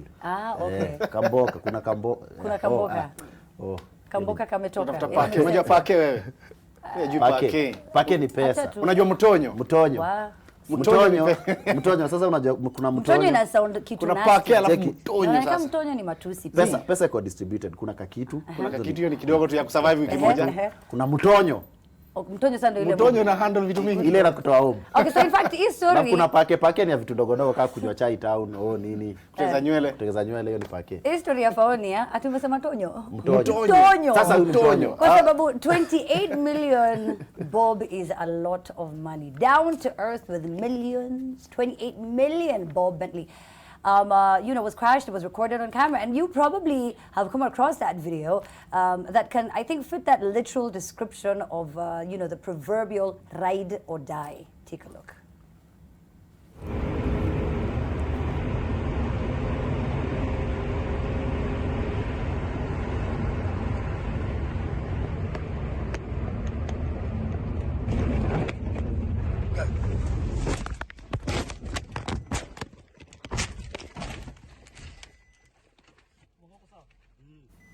Well, that car, a Bentley Continental GT, is estimated to cost around 28 million bob. What do you think went down there, other than, of course, the car? Like gari kombaka na jina Continental. Hiyo ni Continental. Continental. First of all, niliangalia clip ndani vizuri, nikasema sitaki kujudge. Dere niliona amefocus ana drive. So niliona ni accident. Huyu jamaa wa selfie kwa amechapa belt yake. Manze unafaa upige belt manze. Belt ishaituokoa manze. Ufungeni belt. Kitu yote kihappen. Alafu kutumia simu ni passenger anatumia. So sikutaka crucify dereva, juu dereva aliona tu ako hivi. Lakini sasa hapo kwa 28 million ndio nikabaki. Okay, ulikuwa unabakisha nini? Nini ilikubakisha? Unajua dinga 28 million na maanisha spare yake moja ni 3M. Bro. Spare tu. Yaani ni magari, side mirror. Alafu unagonga na mtu anduzi. Unajua hizi simama mna negotiate nini hapo? Anahepa. Mnasimamisha unasimamisha gari kuambia na nini na you know what I mean, like kupaka rangi ni 1 million. Kupaka rangi 1 million. Na hizo gari za watu na story more, but kuna mafuta lazima ipakwe nini. So mi kama walikuwa wamehustle wako na mtonyo yao wakabai 28M. Maze teachers your ways. Lakini Butita. Hii ujinga niliacha kitambo sana, siku nililan sana na baiskeli. Nilikuwa baiskeli najua na Bentley. Bentley gani? Mimi nimesha kwa Ben, nikutana na wanaitwa Ben. Hakuna Bentley. Sasa baiskeli bro. Nilikuwa na chapa, unajua ocha, unakuwa na design ukichapa kidogo, alafu unaachilia hand, alafu unafanya kitu, alafu unafanya free hand. So kuna msee niliona akiendesha na anatoa sweater na anavaa. Sasa mimi pia siku fulani na sweta yangu nikachacha kidogo, nikishafika mteremko nikatoa. Sweta ikafika katikati, ikataka kwenda juu, ikataka kurudi chini. Uwezi ona. Hata unafika duru ya kusaidia. Watu wanajua kuna baka na hiyo feel, kuna baka na hiyo feel ya kitu mpya. Wachana hata na Bentley. Kuna time unabangi kitu mpya, unaamua kudu kitu extreme. Alafu hiyo ndio siku hiyo kitu inaenda. Umebai hata njumu mpya umeingia sasa nayo tao vizuri nini. Kidogo unaruka mali unakanyaga kasoro kanatoka. Vitu mpya zinakuwa na kasi. Kuna kasi ya kitu mpya. Alafu lazima ikatike mbele ya watu wengi. Nakumbuka Kariobangi tulibai TV, baada tukuiwasha mpaka izoe nyumba. Unaweza iwasha day 1 iungue mpya. So inazoea hao ka 3 weeks. Ndio kitu mpya. Hakuna kitu kama hiyo. Hakuna kitu mpya uone vile inakuwa gala kasi tu yake. But it was a very unfortunate accident, you know, all the same. Pole sana, I hope hawakuwa hurt. Niliona kirekodi after hiyo kitu bado nilikuwa naona ikirekodi nyasi hiyo simu. So hapo uko sawa,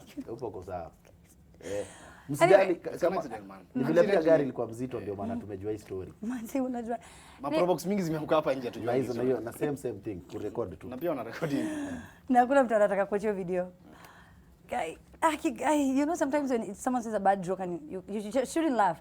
Now, anyway, this week has had a fair share of drama. And as much as some of the videos that show up on our timelines light up our days, yani inachekesha, zingine watu wengi wanatakanga kutuma vitu chafu sijui kwa nini, lakini zingine zinakuwa funny. But however, some of them have very serious underlying issues. Case in point, this clip that was allegedly shot at the University of Nairobi, whereby a lecturer is calling out the Chinese for allegedly locking out students from accessing one of the buildings at the learning institution. Now, I don't know what you guys make of this. Why did you go to UON? No. Okay. No, last week nilikuwa huko. Mimi niliendanga huko. Mimi nimeendanga kwa UON. Kuna time Machokosho alikuwa anadonetiwa huko. Oh my God. Anyway, nina ulidanganywa wazungu wanapenda watu wa parara. Lakini acheni naulize,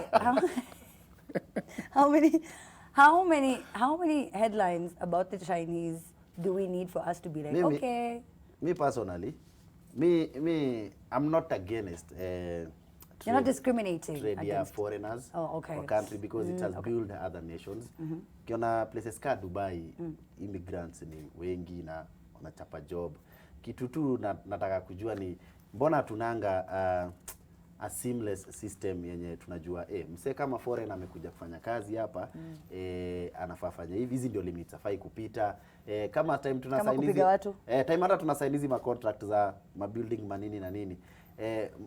Do we go through to make sure wase wetu wako environment ya kwa kiko sawa for both parties? foreigners na Kenyans. Juu kumekuwa na hiyo friction. Kuna mpaka mtu alikuwa anachapa workers the other day, si ndio? Ndio vitu kama hizo zifanyike, inamaanisha kuna kesi zimeachiliwa. It might be a Chinese case yenye tunaona sahi. Maybe pia kuna foreigners wengi pia wanafanya vitu kama hizo hapa. Na tumewaachilia tu. So tunafaa tuwe na at least a structure whereby if you are in this country working, kuna rules and regulations zenye zina protect wewe na watu wa hii country pia. Do you feel like maybe it's that they, also are aware that maybe the citizens are not protected as much? Because how would they, if you watch that clip, mse venye alikuwa anapigwa, wako anakani kama yani anaanza kwenda kuripoti hiyo story. Ni kama ime happen before mara mingi mpaka wameizoea. So inafika hapi mpaka wewe yani unazoea kupigwa na mtu mwenye amekuandika job na ni foreigner na unaona ni sawa kwa sababu hauna job ama hauna do. Una get kile nasema? But I think the Bible says, I don't know what the Quran says, that that's so funny even me don't know. I'm kidding. Go on. The borrower is a slave to the lender. To the borrowee. To the lender. Okay? For that level of entitlement, especially in a foreigner, there has to be a reason. That's what I'm saying. Trust me. Yeah. For them to be that confident, na kufanya hivyo kwa nchi yenu, there's order from above or there's protection from above. Na anaona mtu anamrecord na bado anacheka. Yes. Akijua tu utanipeleka utadu. Yes. What if naweza kwenda jiambia ati ati hiyo building tu ni yetu, ni wao walijenga tena, kumbe ni yao. What if they own it? Because I've seen in other buildings, not that one specifically, where hata hapa ilinajua building yenye kuna floor wezi simama, na wase wana respect ni msee alichukua floor mzima, kampuni yake nini, so unless uko na ile kadi ya lift ndio itasimama hapo. You pita. But I affect business ya juu na ya chini. Unaona? Kuna vile vitu zingine zinaweza endelea. Kweli kabisa. Anyway, now still on the Chinese, when we get back, we will talk about one of the biggest stories in the country right now. A plane landing at JKIA with 239 passengers from China. The hashtag is TTTT at the Trend Live. We'll be back right after this. Don't go anywhere.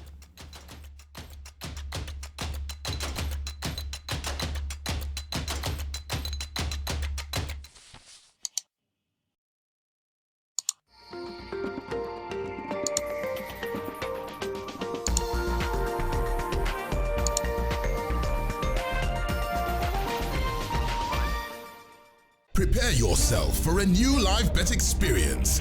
Top minute, boosted live bet odds. Mozart, make a decision. Get an 8-acre prime residential plot in Kisamis along Magadi Road, a few minutes from the vibrant Kiserian town. 150,000 Kenya shillings for cash buyers or 175,000 Kenya shillings for installment buyers. Pay 30% deposit and clear the balance in 4 months. Join us for a site visit on 29 February 2020. SMS plot to 21595 for more information. Soy merchants, buy today, build tomorrow.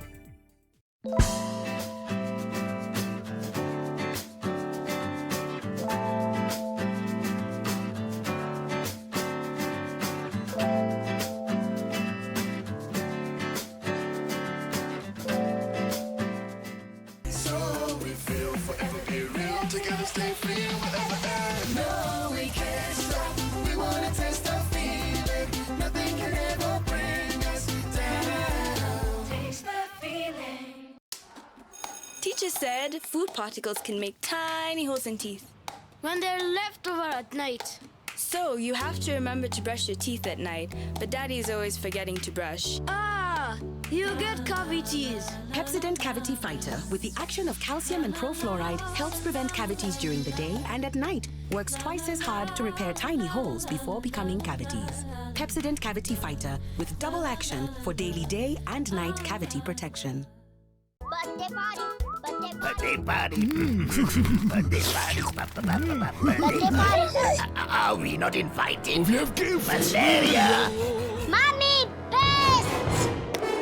Rat. Oh, die. Party. Compared to an ordinary spray, Mortein Doom Power Guard kills disease-causing pests instantly. Mortein Doom Power Guard. Melissa? Mom, it's Dad's birthday today. I'm giving him a party just like he gives me.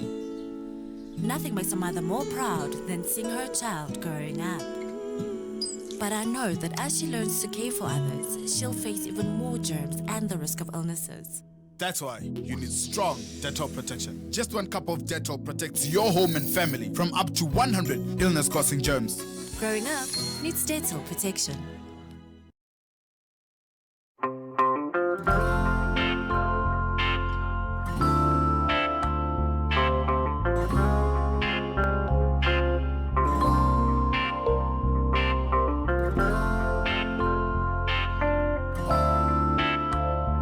Molfix breathable surface developed with airsoft technology is very soft and provides the best Molfix skincare. I've found the best diaper for my baby's sensitive skin. All babies deserve a high-quality diaper. You should also try Molfix. No. This Saturday tutakuwa tunawapatia mashup.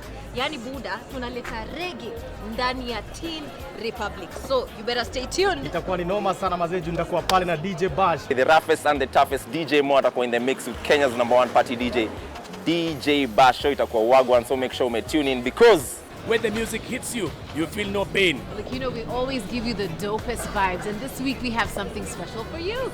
Exactly, man. Teen Republic and Jam Down mashes up to bring you a very special reggae edition. Join me every Saturday on Nation FM, toka saa 1 hadi saa 4. Reggae meets hip hop right here on NTV. Ausio, nobody can stop reggae. 150,000 Kenya shillings for cash buyers or 175,000 Kenya shillings for installment buyers. Join us for a site visit on 29 February 2020. SMS plot to 21595 for more information. You are watching The Trend in association with Oppo Reno 2F.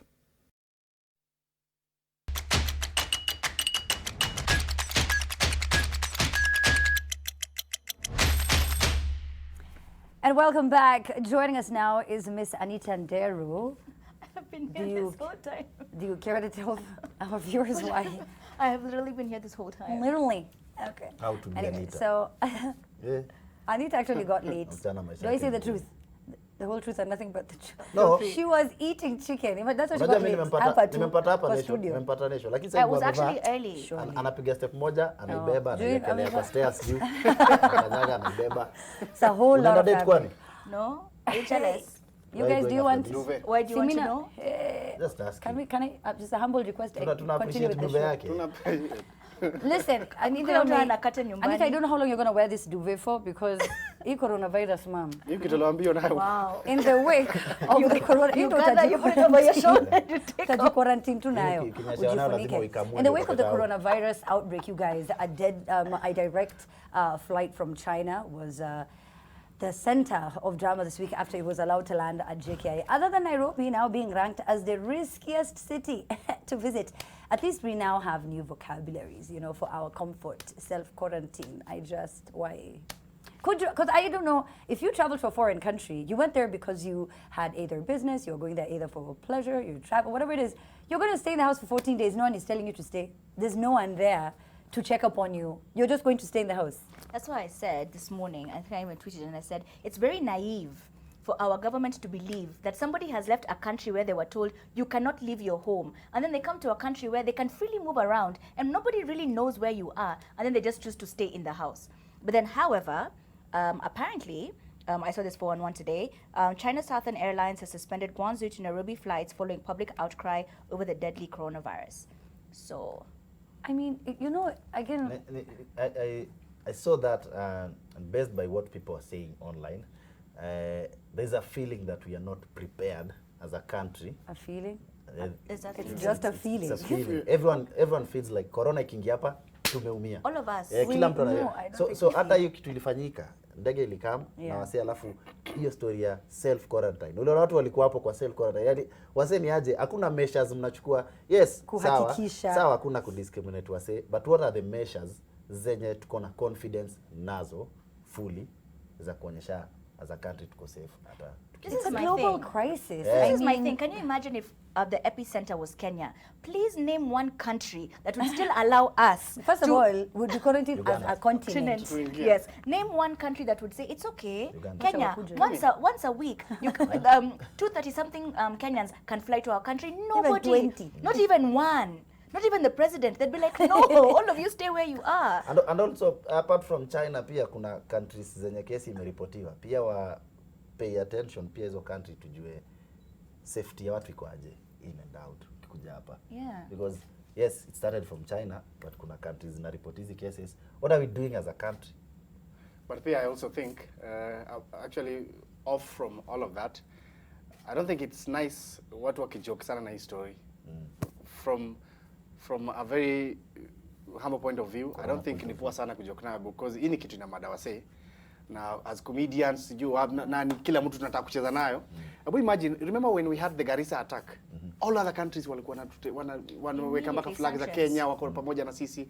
But right now sisi buda hii kitu itaingia hapa ndo labda iko. Alafu unajua lazima ufikirie, you know why if you think about it, buses ziko na wase wengi, marketplaces wase wamejaa, tuko mahali mob tuko tu wase wengi.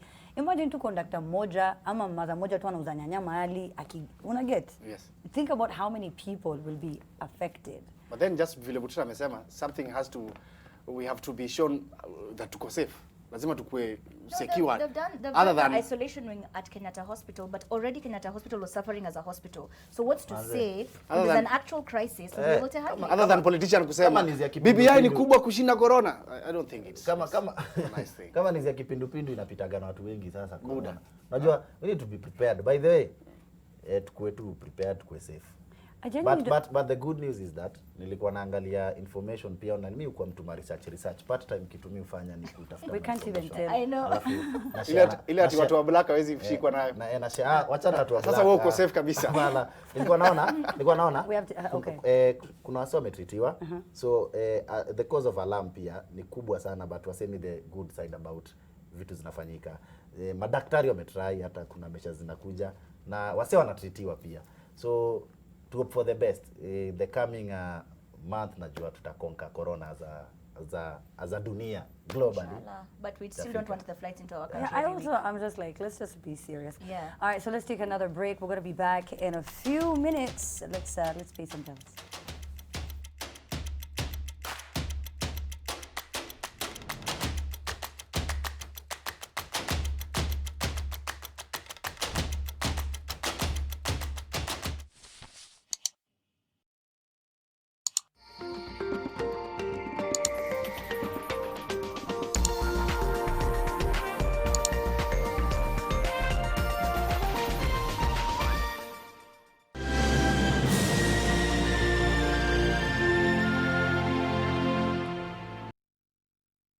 Eldora Technical Training Institute (ETTI) prides itself as a student-centered institution committed to nurturing and growing careers. Enrollment for May and September intakes is ongoing. Apply now. Eldora Technical Training Institute.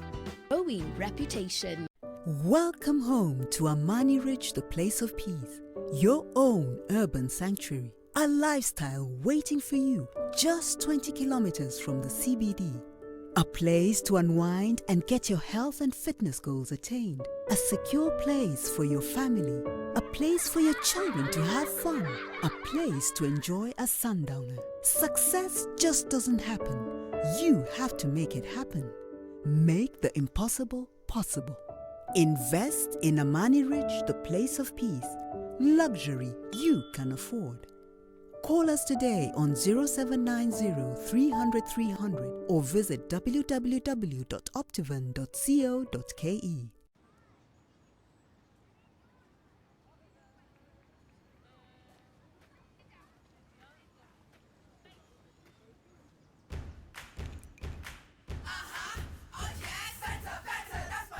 Hanging out, it's my summer, got my squad, we go harder, we got a little bit of feel good now. It's my better, that's my flavor, all I wanna do, all I wanna do, I tell you this is true, all I wanna, let's have a little bit of feel good now. Be myself, that's my secret, stop and chill, best believe it, this is the weekend, so we're getting down.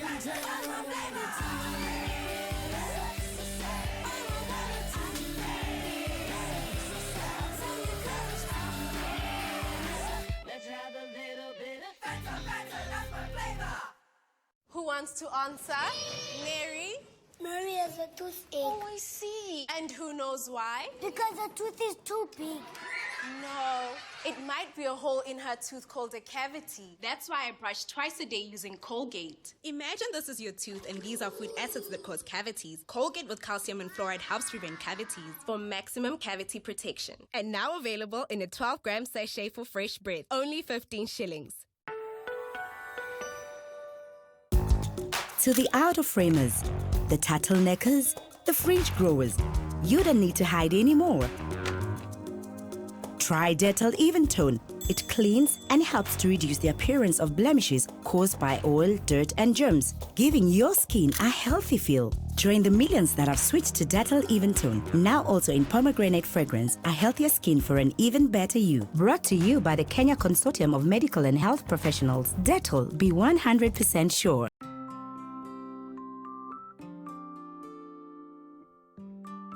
You seem very happy with Molfix. Yes, we are so happy. I discovered Morphix with my second baby. There's a big difference. It has a soft and skin-friendly inner surface.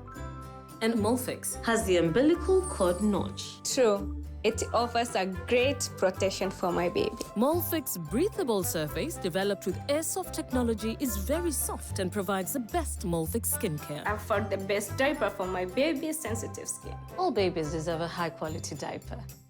You should also try Molfix. Beba. 50-50. Oya kaenda buda. Shapo mbele na unipe change. Sawa. Fanya hivi, nipatie so, alafu nikupatie 80, alafu huyu dem atakupatia 30, alafu ule mzaya akinipatia robe yangu na kupatia so, alafu huyu dem bado ako na so yangu, akinipatia na kupatia 80 au unanirudishia 50 bwana. Simple. Sawa. If only all things in life were as simple as 2 bob per minute to any network. Enjoy the best voice rate in Kenya. No bundle, no expiry, no minimum top-up. Now that's simple.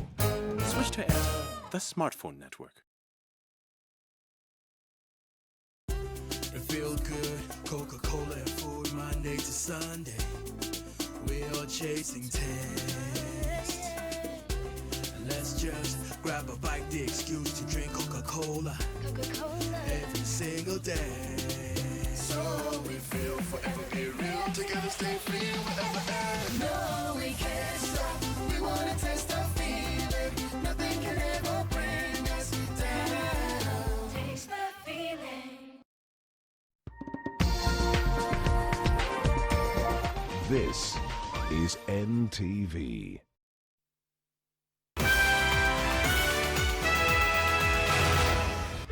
Tonight, President Kenyatta swings into action amid public outcry of a deadly coronavirus. Rush to have Mbagathi Hospital ready as an isolation and treatment center. Dealing and confronting with emerging challenges such as the coronavirus. You adjust your interventions, you scale them up depending on how the epidemic is evolving. Airport man who acted in best interest of the public pays a prize. I believe the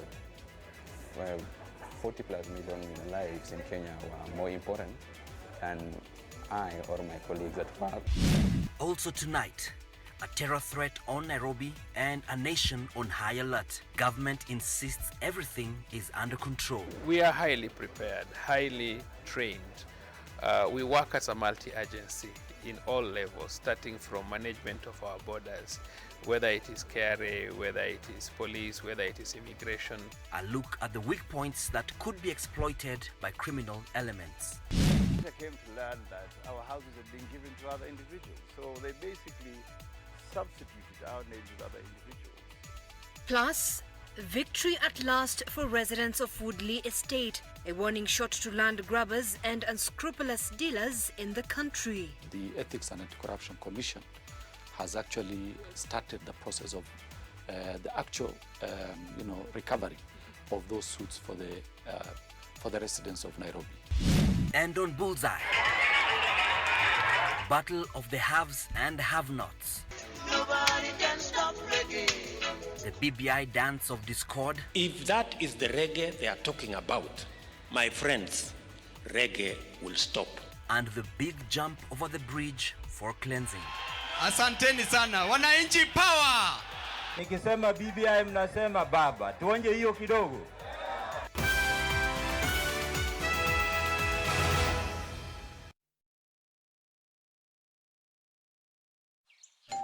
Selena! Toto, where's mommy? Today's a toilet day. What? Oh. Selena! Toilet day? Tomorrow we're hosting a party and it's a matter of my reputation. It's a toilet, not a white shirt. Even if you spend your entire day cleaning with bleach and detergent, it still won't be party ready. Impossible. Challenge. Harpic 10X. Even if you use bleach and detergent 10 times, they won't give you the same sparkling clean toilet that Harpic 10X will give you. Wow! Harpic 10X. Harpic, Kenya's #1 toilet cleaner. Mama, how can I be a champion runner? Well, you've got to be like a geisha ball. Staying strong and going so far. It's strong and lasts long. Like geisha. New Blue Band peanut butter. Made with 100% pure peanuts. And a good source of omega-6. Grow healthy and happy kids with New Blue Band peanut butter.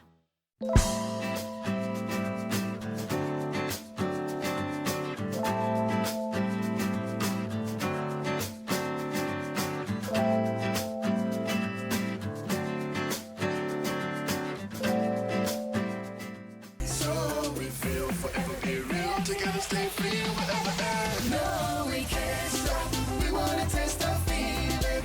Nothing can ever bring us down. Taste the feeling. Inakwambia bibi kuna mdenge fulani bibi hapo na nywele refu yani. Kuna ngoko fulani bibi amemechali yake hadi Sasa ndio madonna kutupinya mtu mbao. Mimi nimemjenga dhao gari ilikuwa salasa akaniambia nimjenge 17 hapa tena 30 yangu. The way this position is tiring. Nimechoka. Who's that? Ni shosho fulani hapa hivi. Ati shosho. Call for long at 1 shilling 50 cents to all networks. Cartelo! Dial star 544 hash to subscribe. Telecom, moving with you. Oh, yani aje, mimi ndo Jonte Fresh. Mimi ndio nimetambulika hii gikomba yote sekta ya manguo. Jumio transform nguo ordinary za mtush zenye ziuka mna hii harufu ya bail into the freshest igikosi yote. Siri ni hii real mpya ya pink. Na kushow mtush zinang'ara kung'ara kushinda kamera. So clean, so fresh. Ma customer unaisana na hii story. Ninatumia aerial touch of down mpya tu. You are watching The Trend in association with Oppo Reno 2F.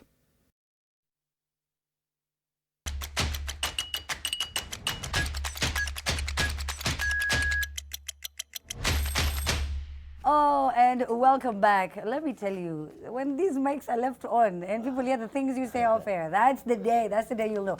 All right, so now to our lady viewers, our female viewers rather, we have a hamper we want to give to you. All you have to tell us is what's that one thing that can never miss from your handbag. That's all. With that hashtag long-lasting love, you could tag us and Maybelline New York as well on Twitter for your chance to win.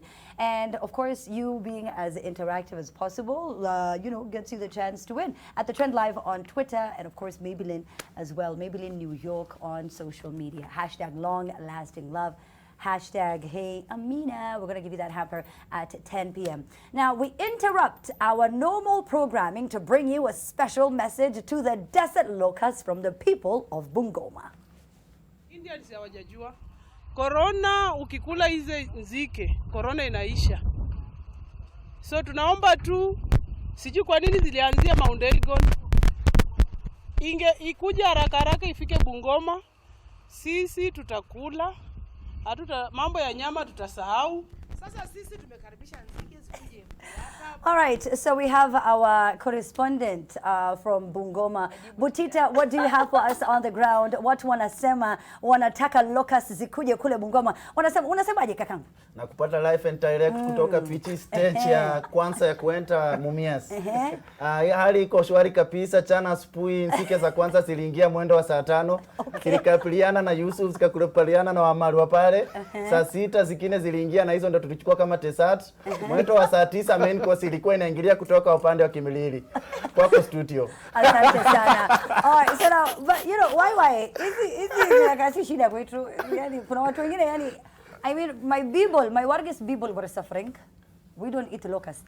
What we eat arrosto.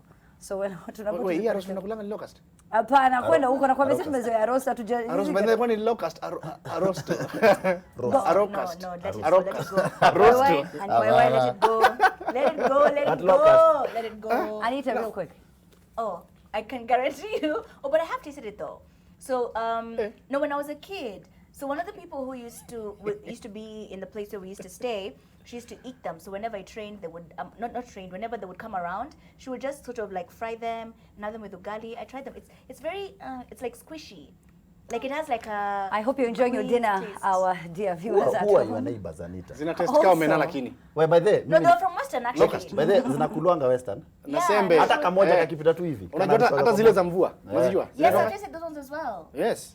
I haven't. Ni madaktari wa madaktari wa. I grew up on a farm. No, When you grew up on a farm, all sorts of things happen. Madaktari wachukue tu locust moja watupimie. Kama ni healthy, tukabiliane nazo. But you should take the health warning seriously, because if they have been sprayed with chemicals, which is what has been said, it's not safe to eat them. And they're like, hakuna shida, hawakukufa. Also, kama watoto wako kufa tuko sawa. Matuma mama alitoa wapi hiyo nini? Hiyo idea inaua corona. Si chakula utibu Western. Chakula utibu. Unajua chakula inatibu Western. Unaona Western. Hata ukiwa na kichwa, unaumwa na kichwa. Hebu kula yako kaukali unaweza. Azim chakula utibu. I know, but today, you know, also we were told to wait for those locusts to die. They'll grow old and die. Some of these things we say, you didn't see that story? No, but what about the eggs they hatch? What are you, how can someone say that? Yeah. How can that be? Ziko date mbaya. Itaongezeka. The cycle continues. Anyway, listen. Unless to spray manini. Ni foreign locust. For foreigners. To spray people. Oh my God. Anyway, don't take the opinions of anybody on this show seriously. I beg you, guys. Because clearly, this story shocked me to the core. Nyinyi watu wa kufilma huko Nil at the end of the year na mna fly to all year round. The Kenya Revenue Authority has a free hand to compel you as a taxpayer to provide details of wealth that you fail to disclose in your annual tax returns and offer the taxman free access to your records, computers, mobile phones, and this was the verdict of a high court judge. Sorry, which phone? What? Yako tu, si kuna vitu usemangi. You see that's okay. Kuna vitu usemangi. I have no problem with that because unajua the more technology inaenda kiongezeka, forms of business zina change. Pia ina make taxman pia anakuja na methods zake za kuweza kumonitor vile chapa inawaka. So ni time to zina evolve. Okay. Ni sawa. So kama una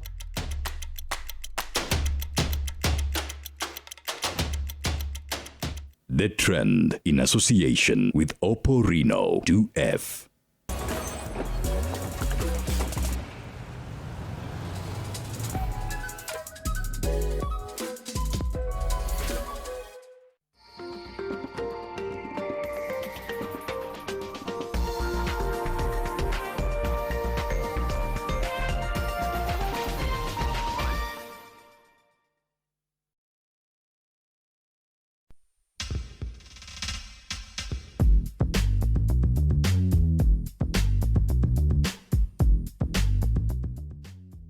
Sensitivity is a short, sharp pain that people experience when they have something hot or cold getting to the nerve of the tooth. Dentists recommend Sensodyne to their patients. It's able to get inside the tooth and calm the nerve of the tooth down. And the proof's in the results. It works. This week on Tin Republic, we're bringing you nothing but special vibes. Exactly, so link up with us from exactly 11 a.m. at the 1 p.m. as Tin Republic and Jam Down marches out for a very special Reggae edition.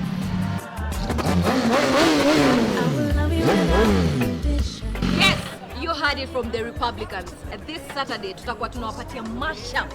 Yani buda tunaleta reggae ndani ya Teen Republic. So you better stay tuned. Itakuwa ni noma sana mazeju, nitakuwa pale na DJ Bash. Reggae meets hip hop right here on NTV. This Saturday the roughest and the toughest DJ Mo atakuwa in the mix with Kenya's #1 party DJ. DJ Bash show itakuwa wagwan, so make sure tune in because hii saa tu mazee itakuwa mambo mbaya ndani ya Teen Republic, au sio? See you this Saturday.